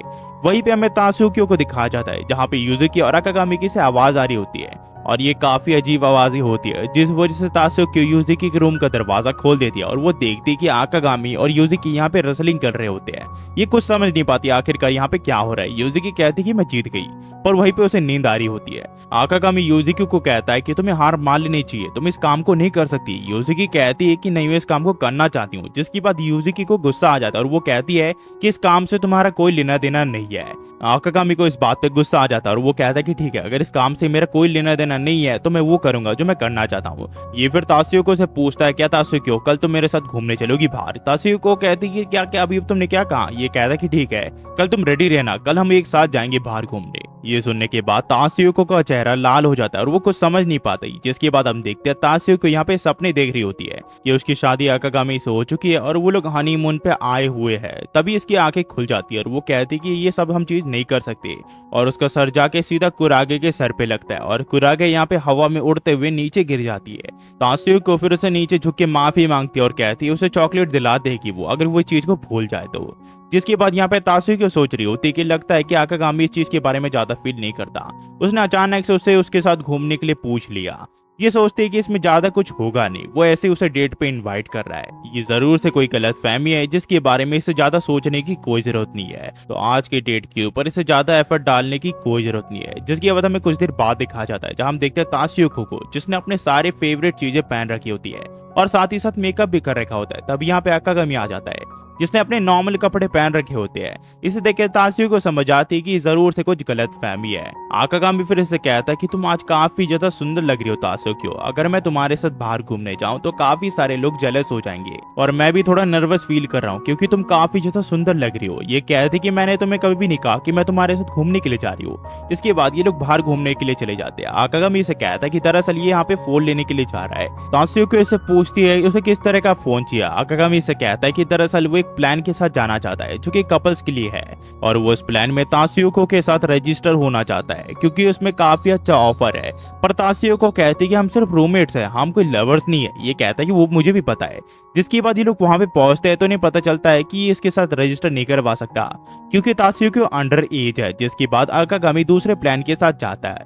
यहाँ पे जो रिसेप्शनिस्ट होती है उसे लगता है कि तासुकियो अकागामी की गर्लफ्रेंड है और तासुकियो को ये एहसास हो जाता है। इस वजह से वो काफी एम्बेरस फील कर रही होती है। अकागामी फिर उसे जूस देता है। वो कहता है ये तुम्हारा फेवरेट है ना। तासुकियो कहते हैं कि हाँ ये मेरा फेवरेट है। जिसके बाद तासुकियो उस जूस को पीने लग जाती है। अकागामी फिर कहता है कि हमें घर वापस चले जाना चाहिए इससे पहले कि रात हो जाए। तासुकियो अकागामी को रोक लेती है। अकागामी पूछता है कि क्या हुआ। यहाँ पे तासुकियो सोच रही होती है कि अकागामी का कल का कन्फेशन एक नॉर्मल कन्फेशन था, इसे जरूर से कुछ गलत फहमी हुई होगी क्योंकि इसके अंदर का जो डिजायर है वो इसके ऊपर हावी हो रहा है और ये इसे कुछ बोल नहीं पाती और कहती है कि हमें नंबर एक्सचेंज कर लेना चाहिए। जिसके बाद अकागामी के पास एक लड़की का नंबर आ जाता है। ये देख के वो काफी एक्साइटेड हो जाता है। वो कहता है कि तुम पहली लड़की हो जिसका नंबर मेरे फोन में है। वहीं पे तासुकियो सोच रही होती है अकागामी के इस बात का ज्यादा बड़ा मीनिंग नहीं होने वाला, तो ज्यादा इसके बारे में सोचने से कोई फायदा नहीं है। तासुकियो फिर इसे कहती कि हमारे टेंपल में और भी काफी सारी लड़कियां हैं, तुम्हें उन सबसे अपना नंबर एक्सचेंज कर लेना चाहिए। अकागामी कहता है कि अभी अभी जो तुमने कहा उससे मुझे एक बात याद आई। कैसे मैं इस चीज को तुम्हें बताऊं, दरअसल मैं तुम्हारे साथ सीक्रेट मैसेज शेयर करना चाहता हूँ। ये सब सुनने के बाद तासुकियो अपने मन में ख्याली पुलाव पकाने लग जाती है कि अकागामी से मैसेज कर रहा है और इसे वो मिलना चाहता है और ये काफी अजीब अजीब चीजें कर रहे हैं और दोबारा से तासुकियो के ऊपर उसके डिजायर्स हावी हो जाते हैं और वो कहती है ये जरूर से कोई गलत फहमी, उसके अलावा कुछ नहीं। हमें फिर रात को दिखाया जाता है जहाँ तासुकियो अपने टेडी बियर से खेल रही होती है। तभी से अकागामी का मैसेज आ जाता है और यहाँ पे अकागामी ने इसे आज के लिए शुक्रिया किया होता है। पर और इसे सिर्फ 3 शब्द दिखते हैं, आई लव यू, जिन्हें देखने के बाद इसकी डिजायर इसके ऊपर फिर से हावी हो जाते हैं और ये कहती है ये गलत फहमी के अलावा कुछ भी नहीं है। एपिसोड की शुरुआत में हमें यूजिकी का पास दिखाया जाता है, जहाँ पे हम उसकी मदर और उसको देखते हैं। उसके पास सीन प्रेजेंट में आता है, जहाँ पे हम देखते हैं यूजिकी काफी उदास होती है, क्योंकि उसने आकागामी से काफी बुरी तरीके से बात की होती है और वो अब उससे ठीक से बात नहीं कर पा रही होती है। उसे लग रहा होता है कि आकागामी उससे गुस्सा होगा और उससे बात नहीं करेगा, पर यूजुकी किसी तरह अपने आप को जोश देती है और कहती है कि अगर उसने आकागामी को अपनी पूरी बात बताई तो शायद वो समझ जाएगा। पर ये देखती है कि आकागामी और ताशियो को एक दूसरे के साथ होते हैं और एक दूसरे से बातें कर रहे होते हैं। यूजुकी को ये थोड़ा अजीब लगता है, इस वजह से वो छुप जाती है और यहाँ से भागने लग जाती है। उसे कुछ समझ नहीं आता कि आखिरकार वो यहाँ से भाग क्यों रही है, ये आकागामी ही तो है। वही हम देखते हैं आकागामी को, जो कि यहाँ पे काम को ढूंढ रहा होता है और ये काफी उदास होता है, क्योंकि यूजुकी से इसने काफी बदतमीजी से बात की थी। इसी वजह से ये काफी ज्यादा उदास होता है। ये सोचता है कि अगर ये उससे बात करे तो सब कुछ ठीक हो जाएगा और ये दोबारा से यूजुकी से बात कर पाएगा। ये फिर यूजुकी से बात करने के लिए आ जाता है, पर वो उसे ठीक से बात नहीं कर पाती और यहाँ डिस्ट्रैक्ट होके सीधा यहाँ पे फ्रिज के ऊपर गिर जाती है। यहाँ पे ये इसे पूछता है तुम ठीक तो हो ना, मैं तुमसे किसी चीज को लेकर बात करना चाहता हूँ, पर यूजुकी उससे बात नहीं कर पा रही होती है। तभी यहाँ पे कीकी आ जाती है, जो कि आकागामी को कहती है क्या तुम मेरे साथ बाहर चल सकते हो, मुझे तुमसे कुछ बात करनी है। ये फिर आकागामी से पूछती है कि आखिरकार उसके और यूजुकी के बीच में क्या चल रहा है। आकागामी इसको सारी बातें बता देता है, तो ये से बताती है ये तो कपल्स वाली बात हुई, तुम दोनों एक दूसरे को काफी पसंद करते हो, इसलिए छोटी सी गलती को लेकर तुम दोनों एक दूसरे से बात नहीं कर पा रहे हो। आकागामी इसे कहता है कि शुरू में तो हम एक दूसरे के साथ बच्चे जैसे लड़ गए, पर एक दूसरे से हम बात नहीं कर पा रहे अब। ये इसे कहती है कि तो आकागामी क्या तुम मुझे ये देख के बता सकते हो कि आखिरकार ये क्या है। आकागामी इसे कहता है ये तो तुम्हारे बूब्स है। ये कहते कि तुमने बिल्कुल गलत कहा, मैं बेशक एक हेड प्रीस्ट हूँ पर मैं सिंगल हूँ और दूसरे लोग मुझे अलग अलग पर्सपेक्टिव से देखती है, जैसे कि तुम।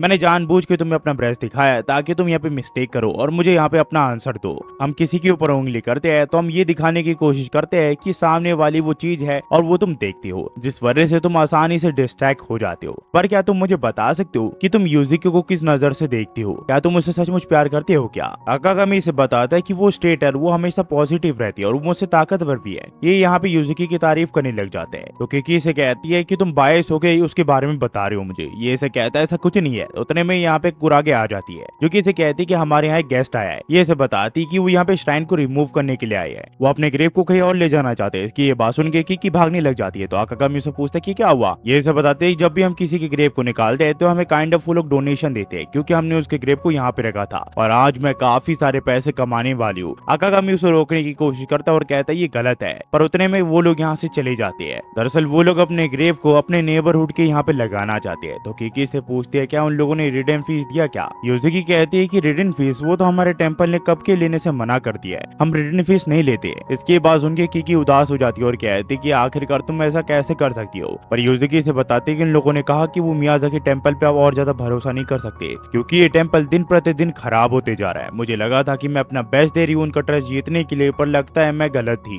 मैं उनका ट्रस्ट नहीं जीत सकती और मेरी मॉम बिल्कुल सही थी। लगता है मुझे और ज्यादा हार्ड वर्क करना पड़ेगा ताकि मैं उनका ट्रस्ट जीत सकूं। तभी किकी से कहती कि आज के बाद मैं तुम्हें इंस्ट्रक्ट नहीं करूंगी। यूजुकी से पूछते ऐसा क्यों। किकी से कहती कि इसका पता तुम खुद लगाओ, क्योंकि इसमें तुम्हारी गलती है। यहाँ पे यूजुकी से पूछते कि उसे क्या हुआ। आकागामी से कहता है कि मुझे भी नहीं पता। हमें फिर यहाँ पे यूजुकी के सपने को दिखाया जाता है, जहाँ पे वो अपने मदर को आंसर दे रही होती है कि आखिरकार वो इस टेम्पल को क्यों चलाना चाहती है। पर तभी इसकी आंखें खुल जाती है और उसे याद आता है कि आज तो उसका ट्रेनिंग डे नहीं है। पर ये फिर भी खुद को जोश दिला के कहती है कि वो डिप्रेस नहीं हो सकती, उसे किसी भी हाल में टेम्पल का काम खत्म करना पड़ेगा। ये फिर अपने बहनों के पास आ जाती है और कहती है कि मैं आज पूरा घर का काम करने वाली हूँ। पर ये लोग इसे बताते हैं कि आकागामी ने घर का सारा काम कर दिया है, तो तुम्हें घर का कुछ भी करने की कोई जरूरत नहीं है। यूजुकी फिर से पूछती कि आकागामी कहाँ पे है। ये लोग इसे बताते हैं कि वो कीकी को फॉलो करते हुए कहीं गया हुआ है। ताशियो को इसे बताती कि मैंने उसे मैसेज किया था, पर अब तक उसने मेरे मैसेज को रीड नहीं किया, इसका मतलब वो काफी बिजी होगा। तभी यहाँ पे मिया इसे पूछती है कि तुम्हारे पास आकागामी का नंबर कैसे आया। उतने में यहाँ पे ये लड़कियां कहने लग जाती है कि ये बिल्कुल गलत है, हमें भी आकागामी का नंबर दो। तभी कागुरा बताती है कि उसका नंबर तो मेरे पास भी है, और ये सब एक दूसरे से लड़ने लग जाते हैं। यहाँ पे सभी लोग फिर यहाँ पे ताशियो को सताने लग जाते हैं। ताशियो को यहाँ पे यूजुकी की मदद मांगती है, पर उससे पहले वो यहाँ से जा चुकी होती है।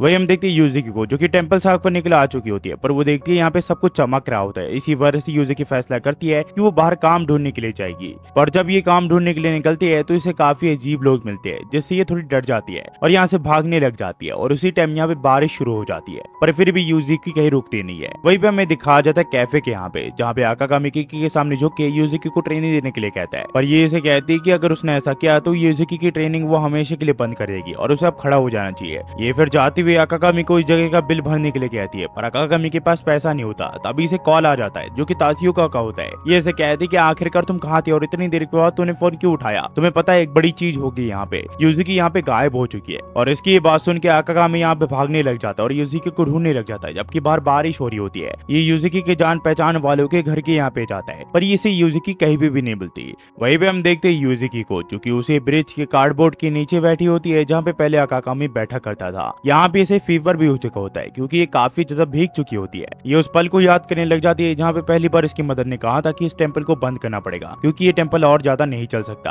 और मियाजाकी टेंपल अब बंद होके रहेगा और ये डिसाइड हो चुका है। पर यूजुकी इसे कहती है कि वो इस टेंपल को टेक ओवर करना चाहती है, वो खुद ही इस टेंपल को चलाएगी। इसकी मदर से कहती है कि वो अभी रेडी नहीं है और वो इस टेंपल को चला नहीं सकती क्योंकि वो एक बच्ची है। तो यूजुकी अपने आप से सवाल पूछने लग जाती है, क्या मैं अच्छी नहीं हूँ, क्या मैं टेंपल को नहीं चला सकती क्या मदर, क्या मुझे और ज्यादा हार्ड वर्क करके एक और अच्छा काम करना पड़ेगा ताकि मैं अपने टेंपल को चला सकूं। इसे फिर सबकी बातें याद आने लग जाती है कि इसे और ज्यादा हार्ड वर्क करना पड़ेगा तभी इस टेंपल को चला पाएगी। वहीं पे हम देखते हैं अकागामी को, जो कि यूजुकी को ढूंढते हुए उस ब्रिज के आसपास आ चुका होता है और इसे समझ में आ चुका होता है कि यूजुकी वहीं पे होगी। पर इसे समझ नहीं आ रहा होता कि आखिरकार यूजुकी वहां पे क्यों होगी, क्योंकि वो मेंटली और फिजिकली उससे काफी ताकतवर भी है और उसके अंदर कॉन्फिडेंस भी है। पर ये देखता है कि यूजुकी वहीं पे होती है और वो कार्डबोर्ड के अंदर होती है। ये उस कार्डबोर्ड को निकाल देता है और यूजुकी उसे वहीं पे मिलती है, जिसके बाद अकागामी उसे गले लगा लेता है। हमें फिर घर के यहाँ दिखाया जाता है जहाँ पे हम देखते हैं यूजुकी को, जिसे होश आ चुका होता है पर वो उठ नहीं पा रही होती है क्योंकि उसे फीवर होता है। तभी अकागामी को देखती है जो कि उसी के साइड में घोड़े बेच के सो रहा होता है। यहाँ पे इसे भी होश आ जाता है। तो यहाँ पे अकागामी से पूछता है कि यूजुकी तुम्हें होश आ गया क्या। ये इसे कहती है कि हाँ। ये दोनों फिर एक दूसरे से सॉरी मांगने की कोशिश करते हैं पर इन दोनों का सर टकरा जाता है, जिस वजह से इन दोनों को काफी चोट लगती है। पर ये दोनों हंसते हुए अपनी सारी बातों को भुला देते हैं। इसके बाद यूजुकी यहाँ पे अकागामी से माफी मांगती है क्योंकि उसे उसने इतनी ज्यादा तकलीफ दी।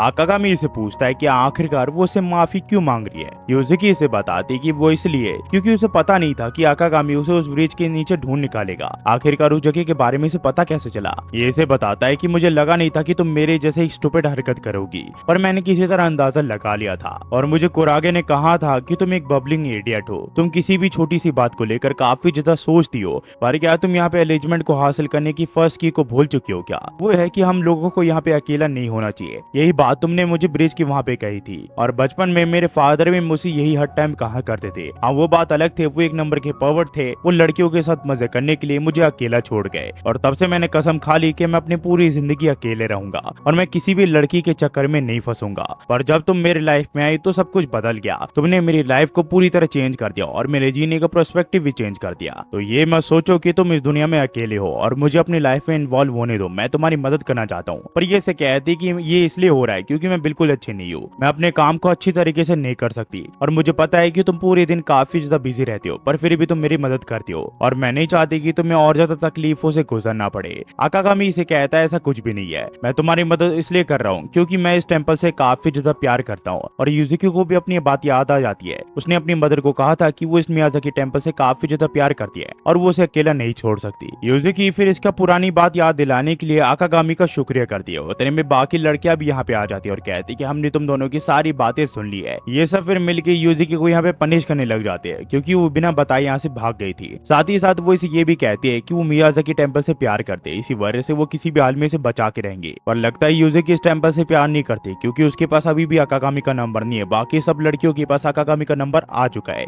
इसकी ये बात सुन के यूजुकी यहाँ पे अकागामी का नंबर ले लेती है ताकि वो इनके ग्रुप में ज्वाइन कर पाए। तभी यहाँ पे किकी आ जाती है जो कि इसे कहती है कि मैं सरप्राइज हूँ कि तुम इतनी ज्यादा एनर्जेटिक हो। तो यूजुकी इसे कहती है कि किकी सान, मैं फाइनली ये फिगर आउट कर चुकी हूँ कि आखिरकार मेरी क्या गलती थी और मुझे ये भी समझ में आ चुका है कि आखिरकार आपने मेरी ट्रेनिंग क्यों रोकी, क्योंकि मैं अपनी दिशा से भटक गई थी। और मुझे ये समझ में आ चुका है कि जो भी मेरी मॉम ने इस टेंपल के लिए किया वो मैं नहीं कर सकती, पर मैं हेड प्रीस्ट बन के इस टेंपल को और सभी को यहाँ पे बचाना चाहती हूँ क्योंकि वो सभी इस टेंपल से काफी ज्यादा प्यार करते हैं। तो प्लीज मुझे यहाँ पे ट्रेन करना दोबारा से शुरू कर दीजिए। पर की इस चीज के लिए मना कर देती है और कहती कि मैं अभी काफी ज्यादा थकी हुई हूँ, पहले तुम अपने आप को ठीक कर लो, उसके बाद हम तुम्हारी ट्रेनिंग शुरू करेंगे। अकागामी फिर यहाँ पे कीकी का शुक्रिया करता है यूजुकी की ट्रेनिंग रिज्यूम करने के लिए। पर ये सब बताती है इसमें इसका कोई भी रोल नहीं है। यूजुकी को समझ में आ चुका है कि आखिरकार एक हेड प्रीस्ट का क्या रोल होता है। हमें फिर शाम को दिखाया जाता है जहाँ यूजुकी से पूछती है क्या वो कल इसके साथ ट्रेनिंग करने वाला है क्या। ये इसे बताता है कि नहीं, वो ट्रेनिंग को क्यूट करके यहाँ पे काम को ढूंढने वाला है ताकि वो पैसे जोड़ सके, उस टेंपल को बचा सके। यूजुकी इसे कहती है ये काफी डिफिकल्ट होने वाला है। ये इसे कहता है कि हाँ मुझे पता है, पर फिर भी मैं ये करना चाहता हूँ। यूजिकी फिर से कहती कि मुझे समझ में आ चुका है, मैं खुद को अगर सैक्रिफाइस करके मियाजाकी टेंपल को बचा भी लूँ तो भी इसकी कोई वैल्यू नहीं रह जाएगी। तो चाहे जो हो जाए हम सब मिलके मेहनत करके इस टेंपल को किसी भी हाल में बचा के रहेंगे। अकागामी कहता है हाँ तुमने बिल्कुल सही कहा, हम किसी भी हाल में इस टेंपल को बचा के रहेंगे। हमें फिर अगली सुबह दिखाया जाता है जहाँ पे अकागामी यहाँ पे ताशियोको के लिए लंच बनाता है और वो यहाँ पे उसे चिपक जाती है। तभी कुरागे इसे कहती है कि अकागामी मुझे यहाँ पे खींच दो। तो ताशियोको उसे कहती है कि स्कूल से आने के बाद मैं तुम्हारी क्लास लेने वाली हूँ। अकागामी फिर इसके सर के ऊपर हाथ रखते हुए कहता है कि सचमुच तुम काफी बड़ी डमी हो।